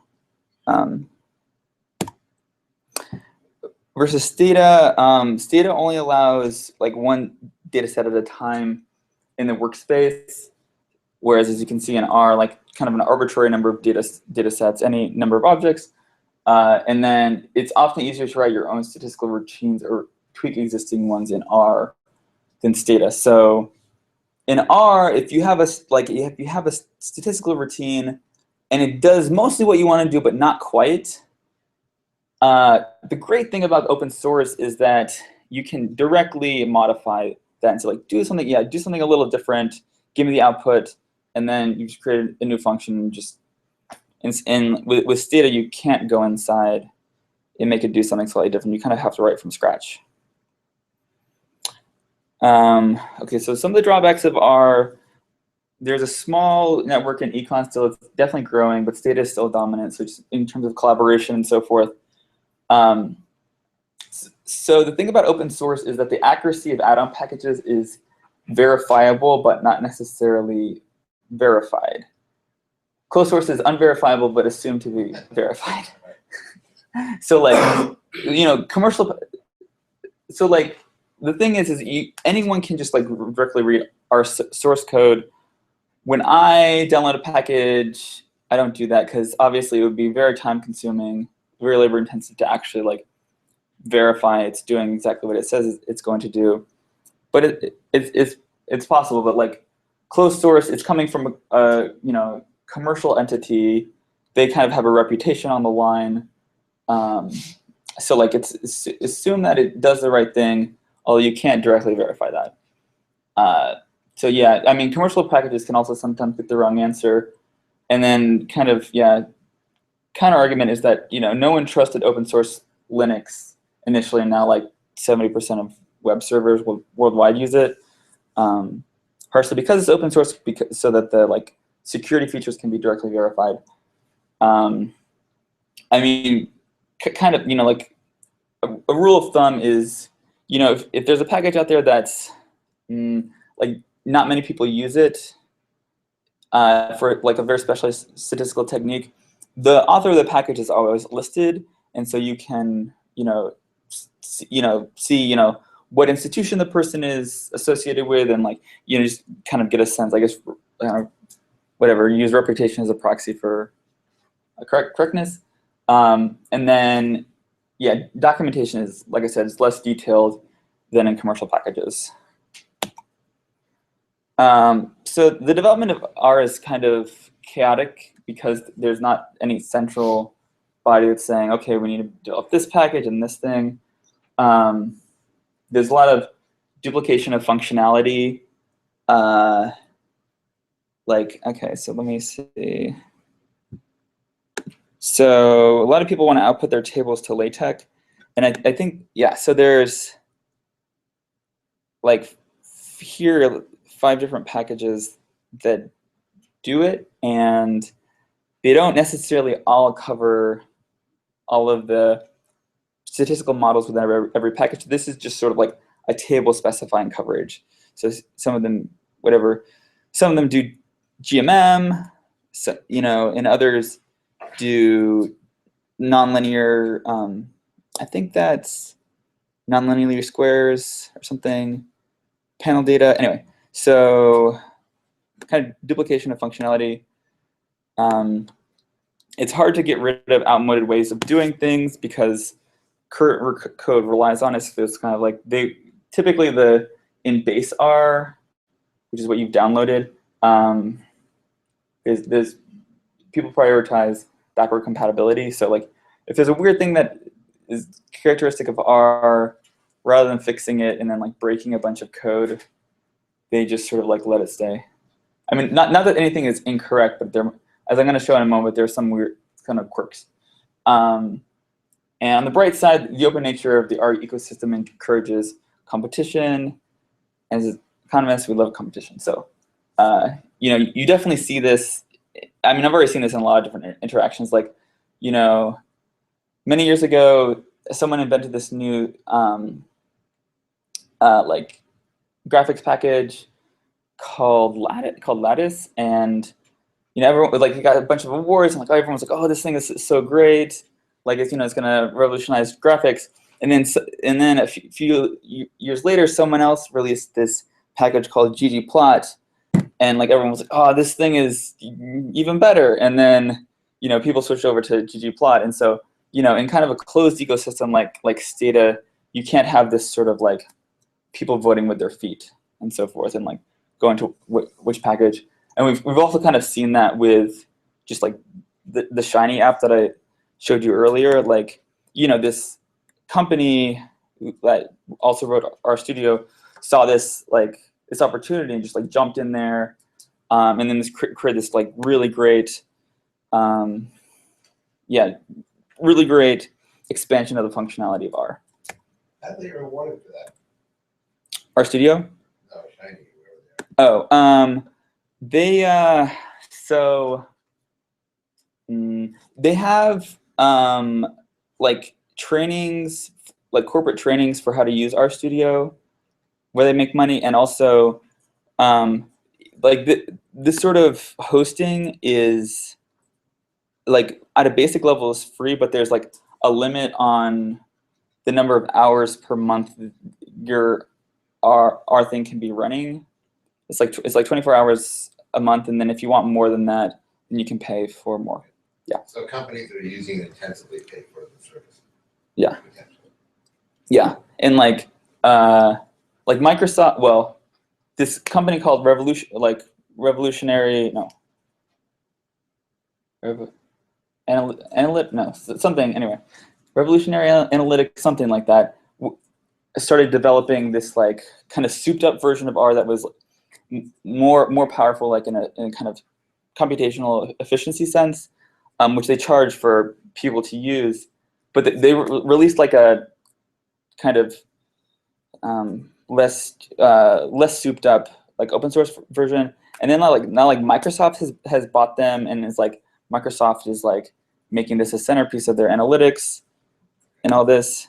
And then like if you want like the fully souped up version, then it's like pay. Another drawback is you have to learn a new language. Obviously, there's like number of resources if you know Stata to like move on to R. There's this book, R for Stata Users, and MATLAB to R as well. So sometimes there are these like unexpected behaviors. So this is creating this vector from 1 to length of this vector. This is an empty vector that C has created. So length 0, so it starts counting backwards, which sometimes is definitely not the behavior that you want. 1 to 0. And then here, it's a creation of this vector 1 to 8, the integers. And then I say, I want to replace the elements that are less than 5 with this vector 1 to 2. R uses vector recycling, and so because there's actually like 4 elements that satisfy this, it recycles the vector from 1 to 2 twice. So it's 1, 2, 1, 2, which can sometimes trip you up. I mean, sometimes that can be useful, but it can bite you. And so like finding and accessing packages, a really good resource is rseek.org, because like Googling R as like a letter of the alphabet can be, can run into problems, but rseek like restricts search to a certain subset of websites that have like a bunch of R resources. And then the task views feature of CRAN, which is that hosts all the packages, organizes the package by utility. So there's like, geographic packages, and then like non-parametric, like as like groups of packages. And then the way that you bring in packages, as long as you're connected to the internet, is this install packages function.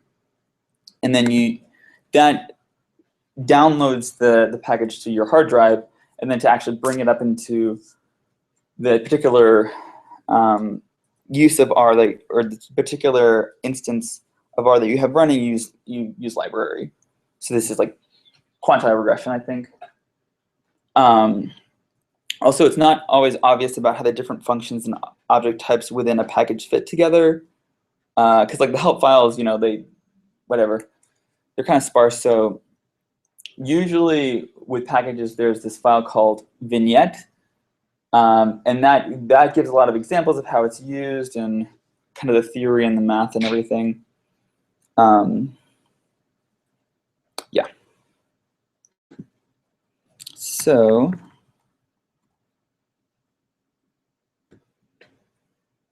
any packages on the background?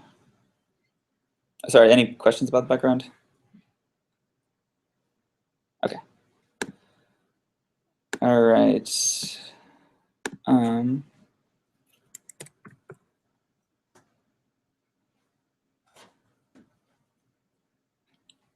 right. All right, so I'm gonna go through like, some example analysis that you might actually undertake. All right, so let's get this read in this data on CO2. Well, it has a number of different variables, but it has the CO2 output of countries from the World Bank. You might notice that the first argument is actually a URL, and so you can like just directly read something in from a URL. It just happens to be on my GitHub page, so yeah. I've used file.choose when I'm going to like grab a file. Mhm. Is that just because sometimes when I'm like reading like a SPSS file, it won't like find it and I would have to go and like choose it? Is there any easier way to do that? Or is that just something? Are you using a Mac or Windows? Yeah. I don't really, so it just said file not found or something? Yeah. So then I just do file.choose and then it comes up and then it'll load up my documents and I pull it from there. Mm-hmm. Yeah, there's got to be something, there's got to be a problem with like the file path that you put in. I'm not sure exactly what it is, but yeah. It could be that you're not giving it like the full file path or something like that, or you're not putting the extension like the .spss or .sav, I guess, or something like that, because it should work. All right, so we're just going to rename the column names just to make them shorter. If it's really the case, you can't do that in Meta. And name columns. No, not that. I mean, not that I know. I've searched Yeah, around. It's just it's kind of phenomenal. Yeah. Engineers must really not think they need to know that stuff. I don't know. Well, I mean, if you like live your whole life in a box, you don't notice the raws, I guess. I'm just using it. Yeah, I'm sort of exactly. I mean, like, because I already knew R pretty well before taking 637, and I'm like, oh, like a lot of the concepts are similar. But then at a certain point, I was like, I'm just sort of like, this is so clunky. Like, what I have to, like, the hoops I'd have to go through. Anyway, okay.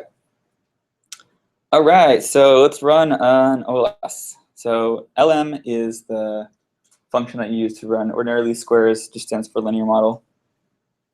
And the way that you specify it is like, you know, you take use the column names of the data frame that you're going to use. So like the first, you know, left-hand side is, you know, left-hand side. And then this little squiggly, what is it called? I guess it's a tilde, squiggly, and then you just have plus marks, plus between each of the columns that you're going to use. And then specify data, like the specific data that you're going to, data frame that you're going to use. Right. What R tells us. Pretty sparse, right? Is this all that R knows about the model? No. It's just the particular printed representation of this. So the way that you would typically look at the output is use the summary function. And summary function is super general, or like it operates on different objects different ways. So if you summary on a data frame, it'll give you like summary statistics, so like median, standard deviation, etc. Here, it'll give us like the standard regression output that we expect. So like, you know, coefficient names, estimate, standard error, t-value, p-value, r squared, all that. Okay, so let's actually assign that linear model to an object, co2.lm, and then we'll see that the output of an ordinary least squares estimation is actually a list. So it's a list of 13 elements, and it makes sense. Like, you know, the output is non-rectangular. We have the estimated coefficients, and you know, we have the names. We have the residuals, which is obviously a different dimension than the coefficients.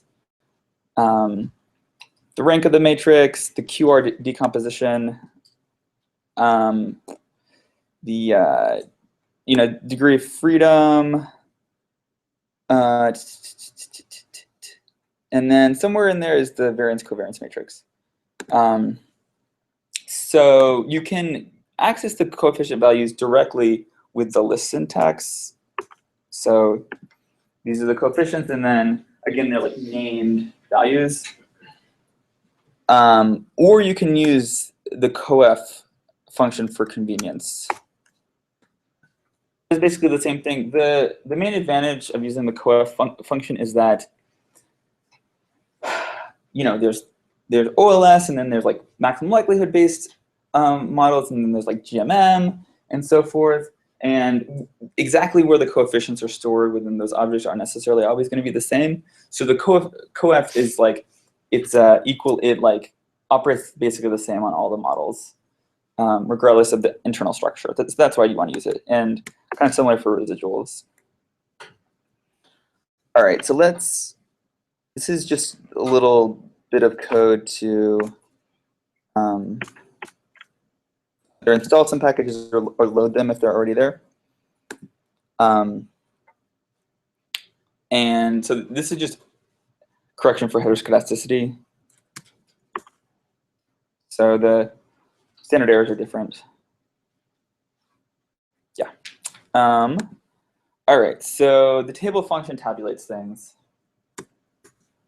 So I'm saying tabulate the number of years. Sorry, the number of times that a given year appears. So here, you know, 2000 appears 2026, and you know, basically it's you can see that it's either it's a balanced panel or like the same number of countries disappeared and appeared in the same year, I guess. But I think it's really balanced anyway.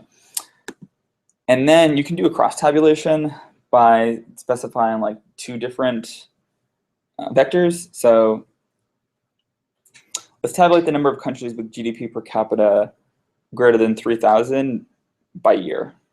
So we take year, and then you know we have a logical test, and that's going to give us true false. And it's kind of, you know, conforms to our expectations. Overall, the number of countries that have higher GDP per capita is increasing over time. All right. Aggregate. This is going to sum the CO2 emissions per capita by year. Right. So this is a typical way that you'll develop. I don't want to say summary statistics exactly, but like simple statistics about groups of observations. So it groups the observations, and then on a particular vector or particular variable, in this case, the CO2 emissions per capita, it performs this operation. So like fun is short for function. It performs this operation, which is just sum on it. And so why do we need this? We have this other argument, NA remove equals true. So if we sum like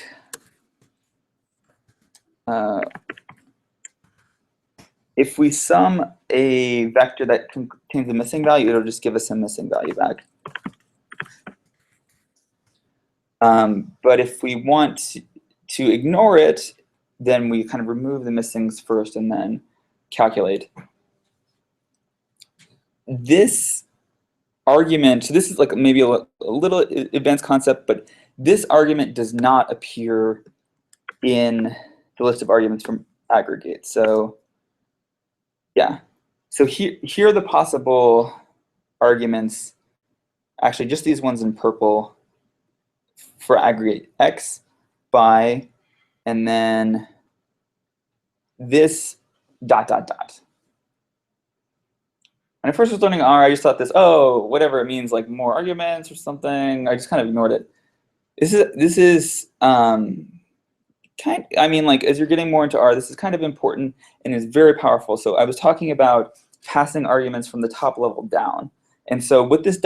means is that anything that doesn't, at the end, that doesn't match a specific argument name is then passed down through the function call stack. So it passes it, and then whatever functions need to use it, use it. So in this case, sum, because it's, in a sense, aggregate is, it says like, okay, we're going to aggregate something. It does a few operations, then it says like, okay, apply sum. And then sum, because this NA remove argument is floating around, it sees that and it's like, oh, I need to use that argument in my operation. So, and you can pass it through a number of levels. So if you're doing some sort of like, again, like maximum likelihood thing, you can pass something all the way down to whatever level you want to. So the passing it through is another way of saying like you're pulling that piece of information that there could be missing values and you don't want to, and you want to treat them in this way into the function. That's what you mean by passing it through, and it could come down with aggregate to the next level. Yes. Right. Okay. Exactly. So like maybe I might be able to directly show this. So yeah, so you saw the differing behavior with sum. So let me sum aggregate dot defaults. Maybe this will work. No.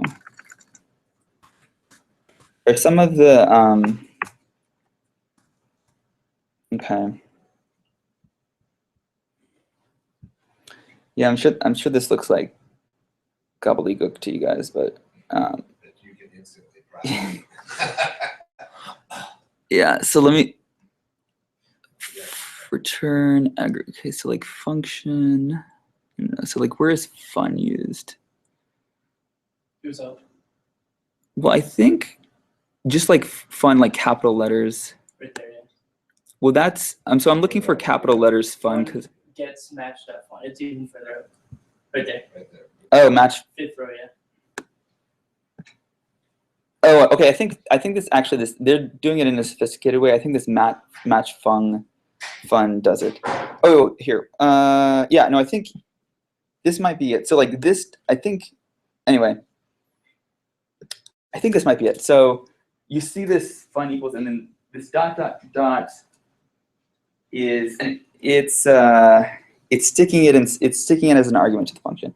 Anyway, like I said, it's a little bit of advanced concept, but it's super powerful when you see it used. So the NA.rm is the ... Like it recognizes that should get passed through. Yes, exactly. So I could put, let me see. Okay, I think this is gonna choke. Try this.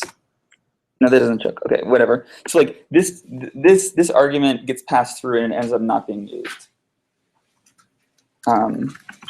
Anyway.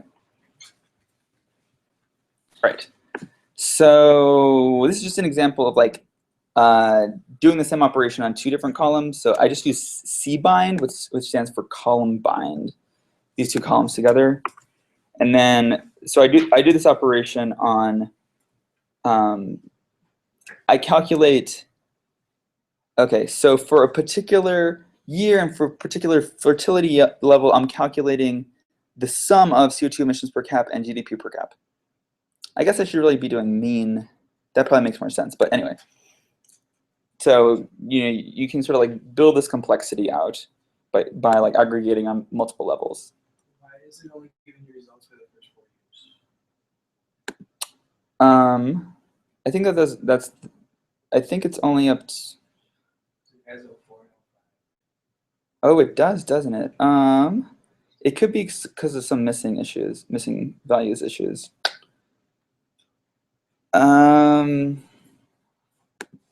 Good catch. I'm not really sure. That's something worthy of investigation. Okay.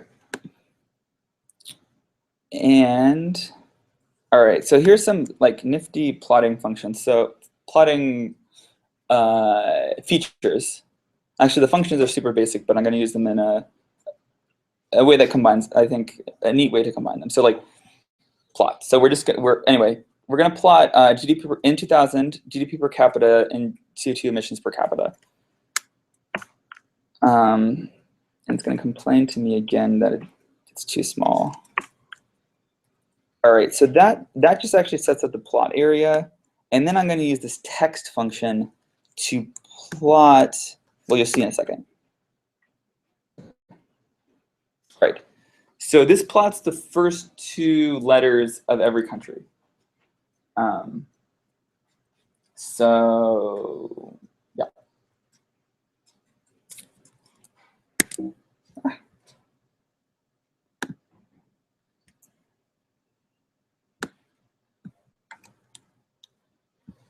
And so, yeah, I mean, the way that I did that, so like, I count, this is the X value, so take the log of this, specify the year, and then the GPA per capita, this is the Y.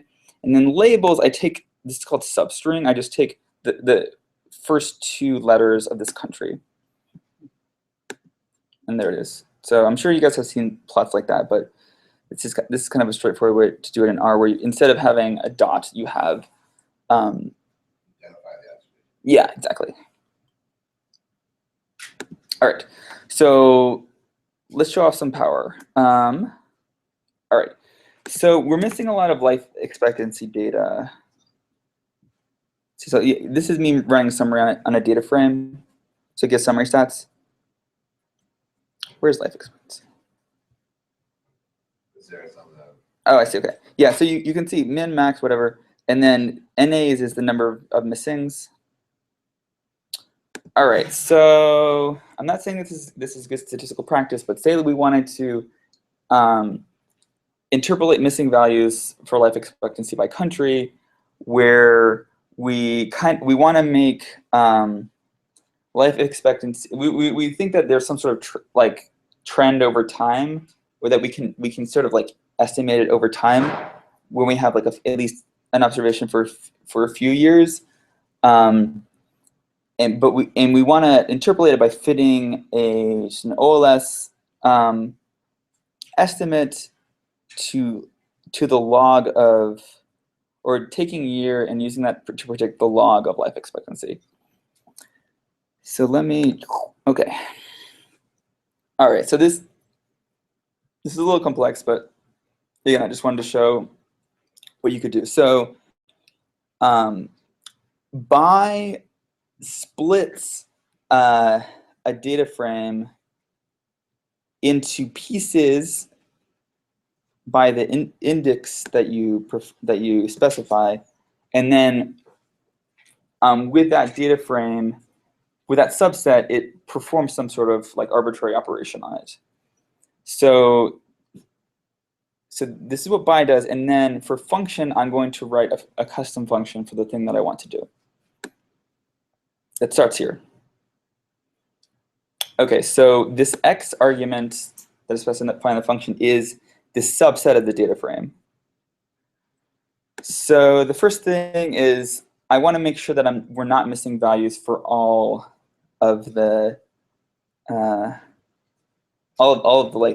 all years for a particular country, because there's no way to interpolate that. So I say if all of the data is missing, you return the original data frame, X.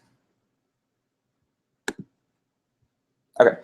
Second step is fit a regression with the logarithm of the life expectancy predicted by year. Then that's using all the data for a country, one country. So yeah, so it's kind of like, yeah, the idea is kind of, again, this is kind of like a, contrived example, but like, whatever, different countries have different trends. But if it's using all the data for one country, and one country has one observation, how would you, or 6 getting you more than one, I mean, getting you 2 at least? We're gonna see that it's gonna spit out some warnings to us about that. Okay. That it's like you're doing something wrong, but it's still gonna complete it. I mean, yeah, I could specify this as like at least 5. Yeah, something like that. Yeah. Yeah. So, and then I'm just creating this data frame with the year variable being the missing years of the original data frame, because I'm gonna feed it into this predict function. So it takes the results of this linear model, and it predicts data based on based on the data from the missing years. And it's going to assign this to predict, and then take that value. You have to exponentiate it because we predict the log, and assign it to the elements of the life expectancy variable that are missing, that is an A. And then at the end, just X, that's just the telling it to return the modified data frame. And then run it. Yeah, it's complaining to us about that. Right. Prediction from rank But deficient. saying I'm going to complain, but if you want to make it bad economy, that's just go ahead anyway, right? Yeah, exactly. So we're gonna handle the results of this in a second, but any further questions about? This definitely has some complexity to it, or quite a bit of complexity. Okay. All right. So this function by returns a list, so we can run structure on it. Ooh, okay. So it doesn't print out everything because it's a very big list, actually. So like Isle of Man, which is in here as a country, is like one element. That's its name, and so like it has, you can see 6 observations of 12 variables. Ireland is here, and so again, it's like this hierarchical list structure.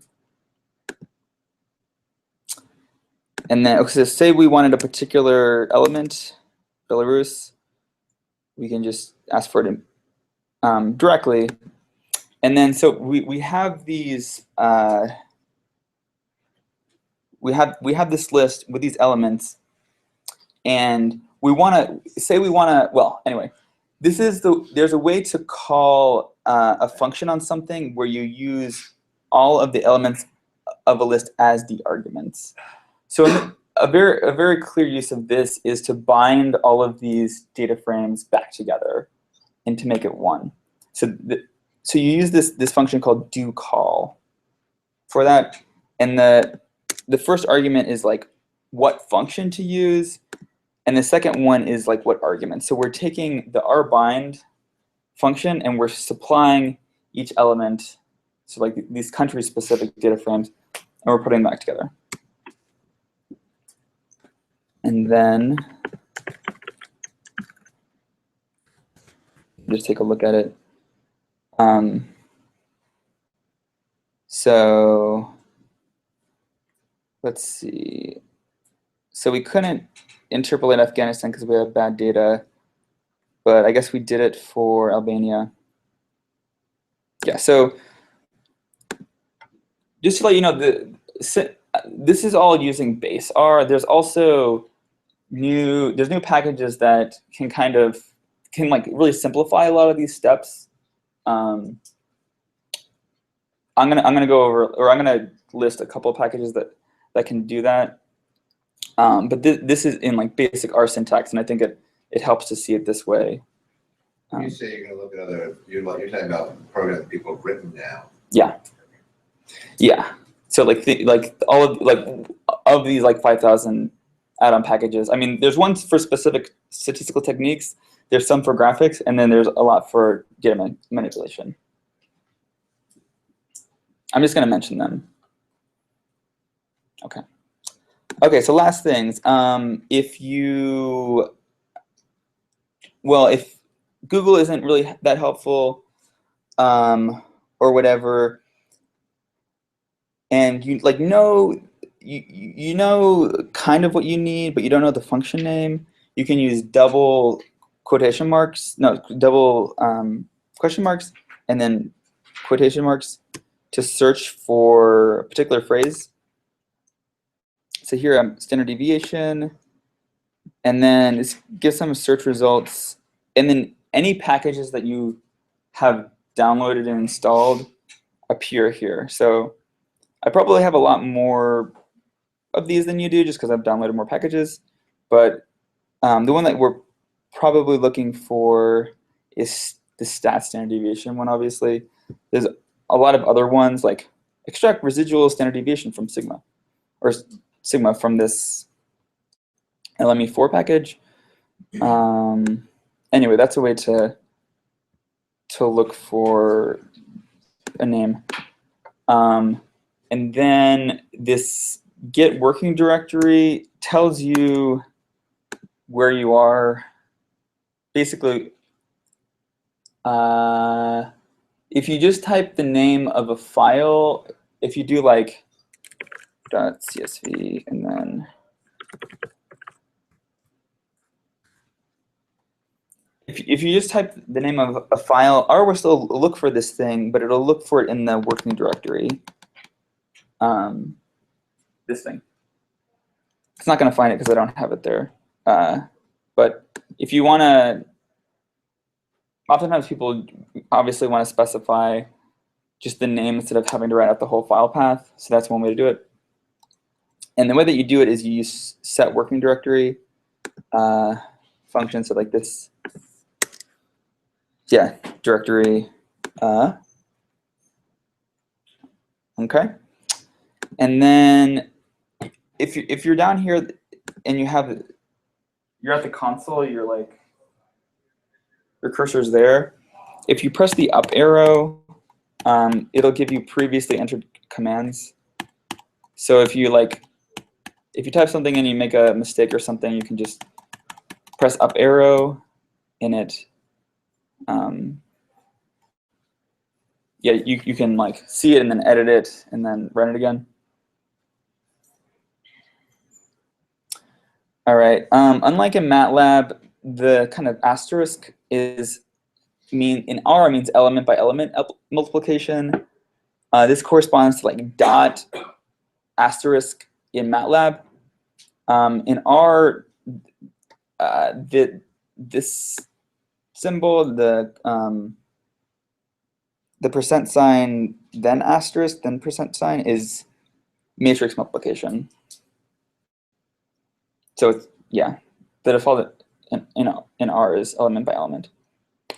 I know for colon works for multiplying things also. Let's use that before. In R? So like when we've done interaction elements. Oh, right. We've had the problem with just using an asterisk. But if you use a colon, Mm-hmm. then it just does it only one combination. But the colon I think is there if you have factors of one of the variables. Yeah, that's a really good point. So like,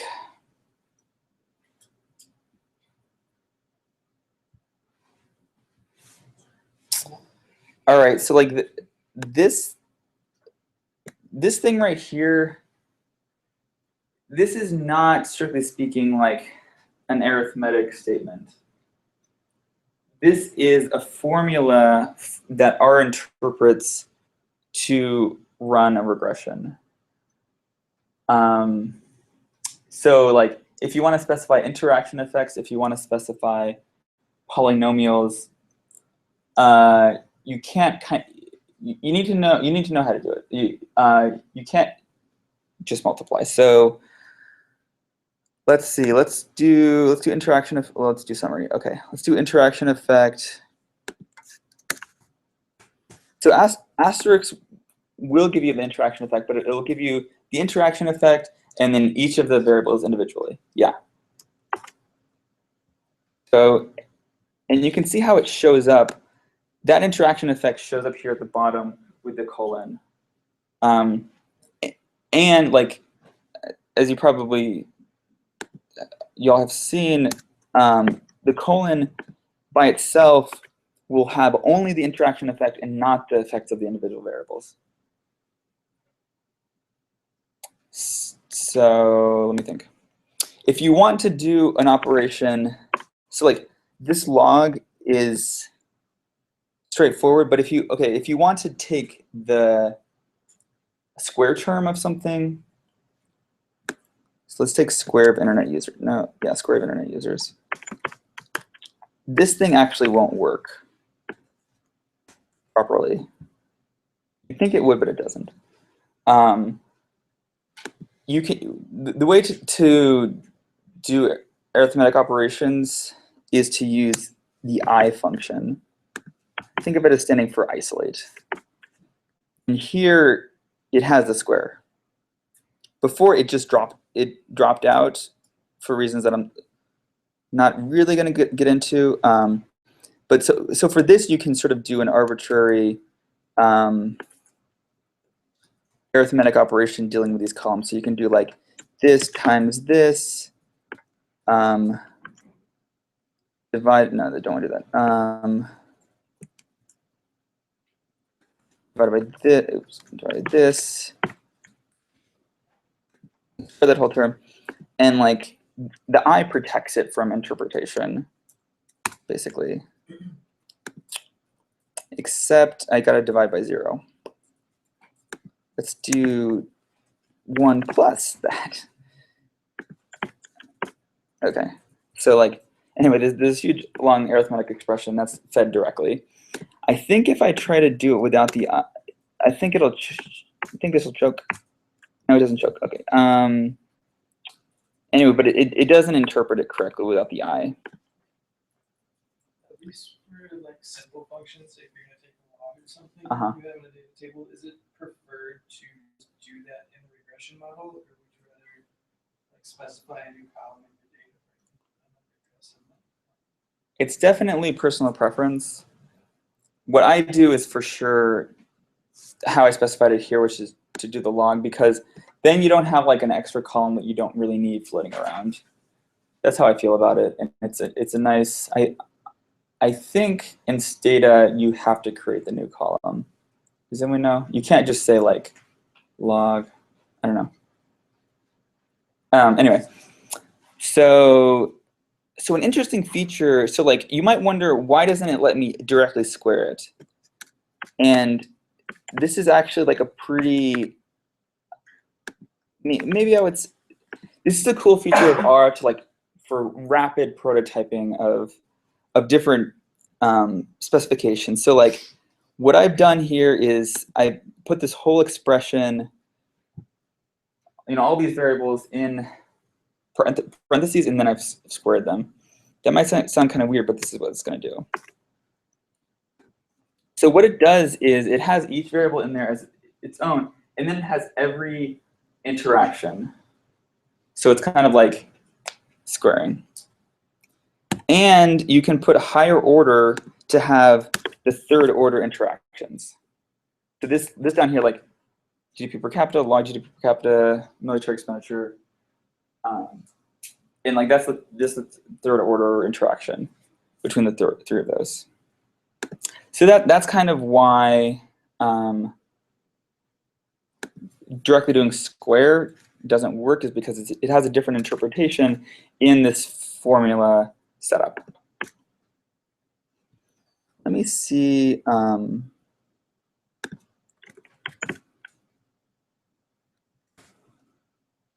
Degree.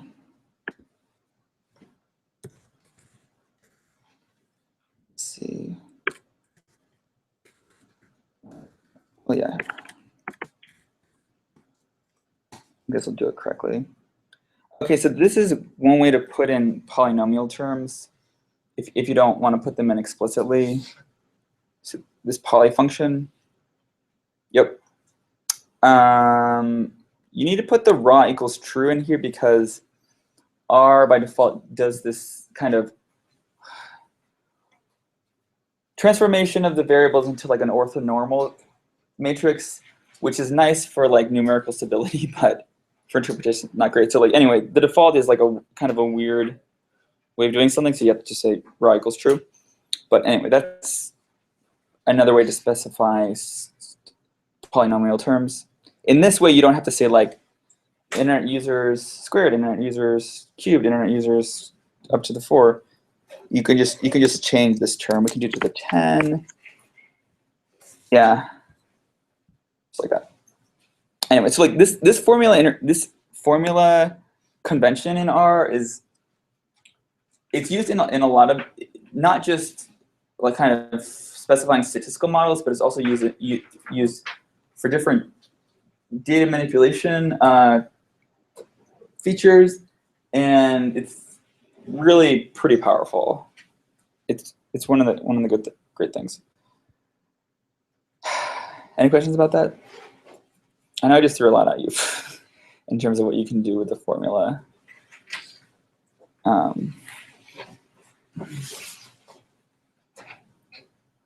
All right, so just a few last things. So it's can be tedious to specify the object name if you're getting a bunch of columns from the same object. So you can use the with function. The first argument is the name of the object. So like, well, yeah, usually the data frame. And then the second argument is like the operation that you want to do with this data frame, where you don't have to specify, you don't have to do like, co2.df country, like whatever. You can just write it just as the names. And that's just a really nice, easy way to sort of shorten your syntax if you're doing an operation like that. It can be arithmetic, but it can be like any type of operation. And then write.csv just outputs a CSV file. Like, you might bring in a data set, manipulate it, spit it back out, and then saves the data frame kind of like an R specific format. It's like data has its own format, R has its own format. Save can actually be used for any type of object. So it could be a data frame, it could be a list, whatever. Naturally, you can't really output a list as a CSV file, so this is like a good, this is a good use of save for lists. But it's also nice because it, like, if you just output a CSV, the CSV file no longer has information about what types of columns are in there, whereas a save function does. It keeps that information. Even though that typically, when you would read the CSV file back in, R would properly interpret the columns, it might not. Use the foreign package to read data from Stata, MATLAB, and SPSS formats, if you have that data. So to get data from a Excel file, save it as a CSV in Excel first. That's the best way to do it. There's a way to directly read Excel files into R with different packages. I don't really recommend that because I don't recommend that. Save it as CSV. So if you use Windows, you have to double the backslashes when writing a file path. So this is like an example. Double backslash. There are reasons for that, historical reasons. But anyway, I mean, you might try to read a file and then put the path in directly, and then it complains at you that something goes wrong. This might be the reason. Don't use attach. A lot of intro manuals use the attach function because it shortens. It basically shortens the amount of code that they have to write to show you what's going on, but it can lead to big problems. I don't recommend it. Google recommends against it.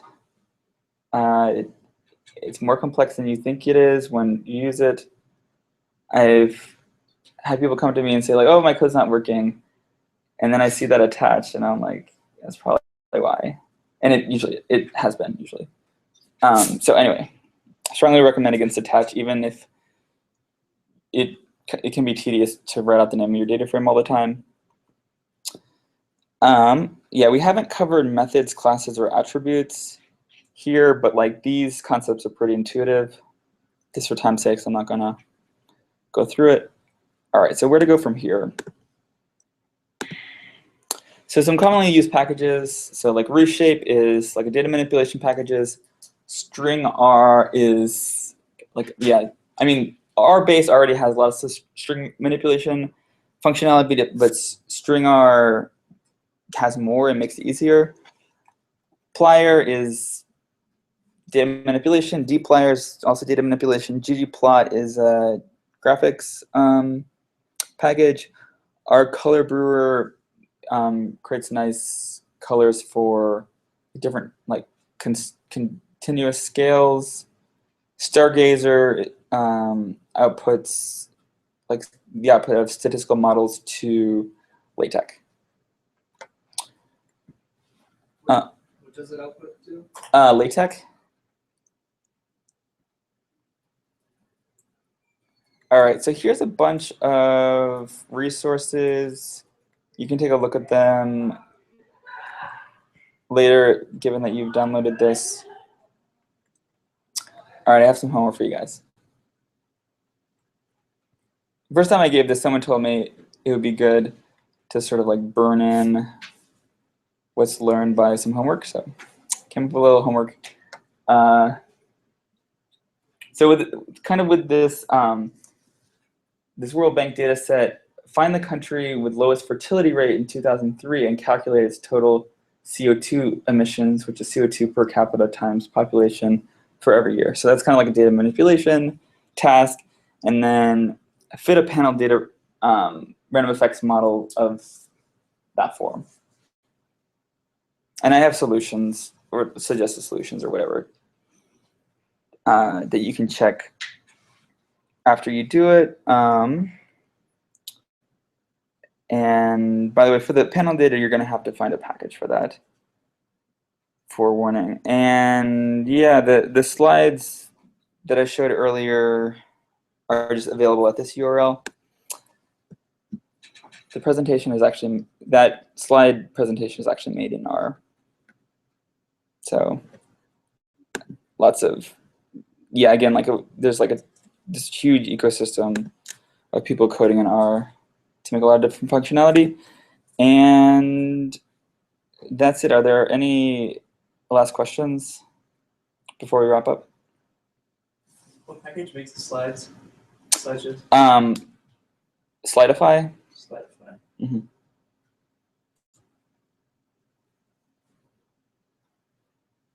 So, and you know, it has like MathJax functionality, so you can have like LaTeX type, like math expressions and so forth. And the thing about it, the reason that you would want to use that is that you can set it up so you can create slides from like just directly writing our code inside of this script file, basically. So like if you have this presentation and then, I mean, you can do this with LaTeX too, but like if you have this presentation and you know you've been working on it, but then you like change something upstream, like you do some sort of different interpolation technique or something, you obviously don't want to have to like manually output all the plots again and then like copy paste or like whatever. Mm-hmm. So like it, you know, you would actually like literally run the analysis inside of this like Slideify environment, and then it would like output all the results directly on the slides again, just update them. So, all right, thanks a lot, guys, for coming out. Thank you. Thank you. Thanks.